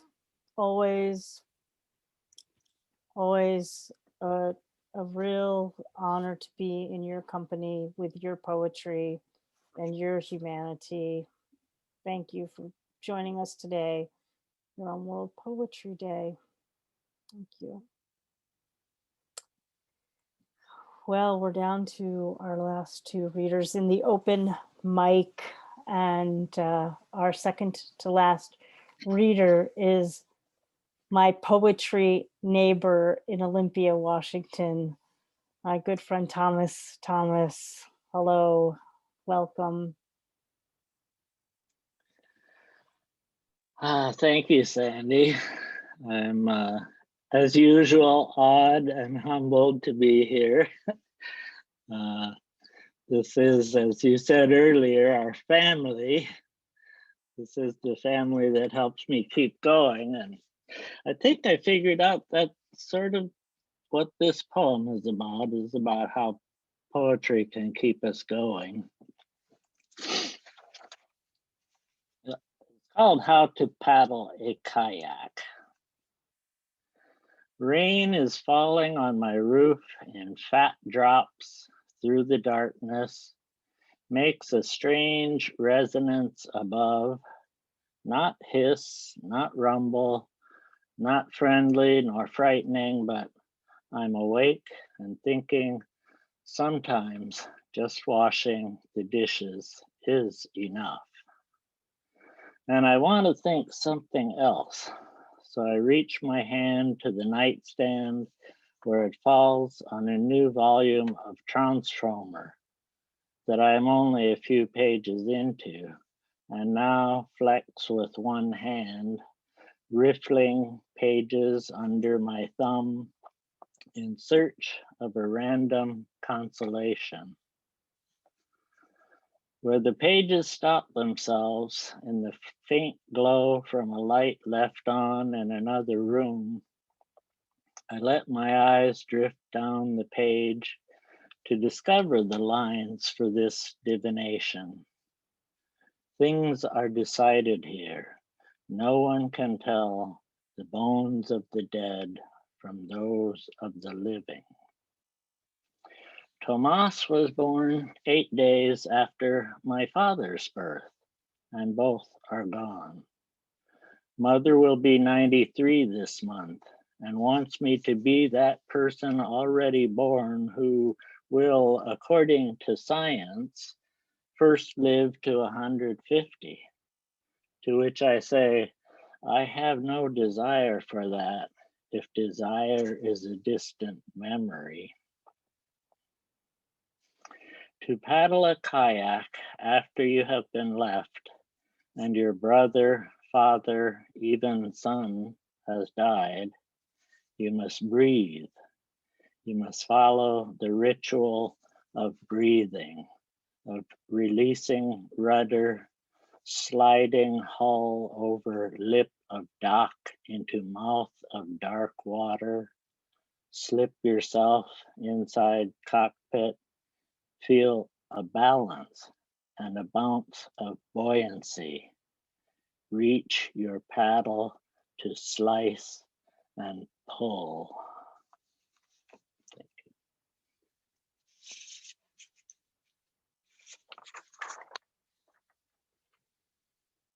I love that poem, Thomas. I've had the pleasure of hearing it before. Thank you for being here with us. And yes, I think it does speak to these times. I understand now why you feel that way about the poem. It's great to hear it again, and I'll see you in Olympia soon. Our final reader today is Angela Dribben. I can't believe you are a final reader today. I feel somewhat like it's perfect that you're our final reader today. I think the last time you read with us that we got to hear you on Cultivating Voices Live Poetry was at our holiday party. And those of you who were at the holiday party will, I'm sure, never forget hearing Angela's poem if you were there that day, as well as the other poems. So thank you so much for being here today on another very memorable reading, and close us out. Thank you. I picked this one after I heard everyone read, and it is in response to you all, but Tanya and Fergus, we should read a poem for our sisters every night. It's in 2 registers, and I saw Don Krieger do this once and it worked. So when I change the voice, I will snap my fingers. So since you can't see it, hopefully that'll do the trick. This is, I don't know how many of you know, but a Defense Department survey was released in 2019 estimating 20,500 instances of unwanted sexual contact in the 2018 fiscal year. That was up 38% from 2016. And the uptick was driven almost entirely by an increase in assaults on women in uniform. I am Vanessa Guillen. The act. Make sexual harassment a crime, as it somehow is not already. My bones, hair, and limbs were found at the end of June. The act, within the Uniform Code of Military Justice, move prosecution decisions of sexual assault and harassment cases out of the military chain of command, as it is sometimes the chain that is broken. My skull hammered, my limbs severed to fit in a box by the Leon River in Bell, Texas, 28 minutes from base. The act. Require an independent prosecutor's determination as whether a case moves forward. Independent, as it is the chain that is warped. I went to church with my mother. I wore the Virgin Mary around my neck. I never took her off. The act. Provide opportunity for victims to file claims with the Department of Defense for compensation. Something for victims, for the victims. We make victims. I am a daughter of Houston and a sister to 5 siblings. The act. Launch an external review by the U.S. government. Accountability, Office of the Military Sexual Harassment Response Program and its protocols for missing persons. Accountability. In late July, Fort Hood officials counted 23 deaths this year at the base. I grew up playing with my brother's toy pistol, dreaming of the Army. In December, the Army found major flaws in the culture at Fort Hood and disciplined more than a dozen officials. It's official. It is our culture throughout history, flawed, accountability. The act. I was left in a shallow grave, meant to be forgotten. Join me to myself and bury me again with the Virgin Mary around my neck. Let her will be done. Poor, exalted, powerful, overthrown.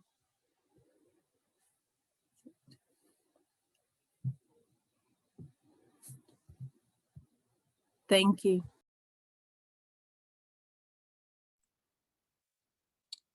Thank you.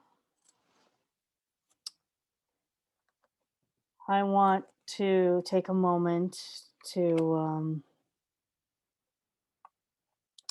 have you all unmute yourselves to thank all of our open mic readers. And I'm going to say everybody's name: Amit Dahiyabadshah, Fiona O'Rourke, Matt Mooney, Don Krieger, Marcella Remund, Bill Nevins, Thomas, and Angela Dribben. Would you please unmute yourselves if you care to and show your appreciation for everyone? Hurrah. Amazing, incredible. What a night. Thank you, friends. What a night. yeah, what a thing. Oh my gosh. Amazing, amazing, Amazing. amazing. Absolutely. I also want to thank our featured readers that we started with: Carolyne Wright, Indran Amirthanayagam, Tanya Ko Hong, Fergus Hogan, Rachel Gomez, and Yuyutsu Sharma. I want to thank everybody for joining us today. Thanks to Don Krieger, poet, timekeeper, inspiration to many, as we just heard, and technical wizard to Kim Ports Parsons for designing and posting our new graphics for Cultivating Voices live poetry to get the word out. And of course, to my sister, co-founder Elizabeth Ann, with a reminder to join us next week for our final reading of March, our new book showcase with Ann Tweedy, Michelle Parker Randall, Attractive Fahy, and Debbie Bacharach. If this reading on World Poetry Day were the last reading we were to ever have held for Cultivating Voices, I would be very, very happy to have closed us out on this reading. But it's not, and I'm grateful for that as well.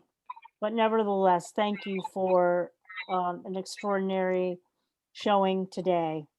And I'm going to end, before I close out the room with, or we close the recording out, reminding all of you of what Audre Lorde says. I think you all epitomize this today, all around the globe, which was, when I dare to be powerful, to use my strength in the service of my vision, it becomes less and less important whether I am afraid. Everyone spoke out today and demonstrated that strength and that courage, the beauty of language, the necessity of artistry, and the necessity of community and sister and brotherhood. Thanks to everyone. And of course, be very well. Take care of your beloveds. And obviously, keep writing. We'll see you next time. Thanks, Sandy. Thank you. Thank you. Thank you, Sandy. Thank you. Blessings to all. Thank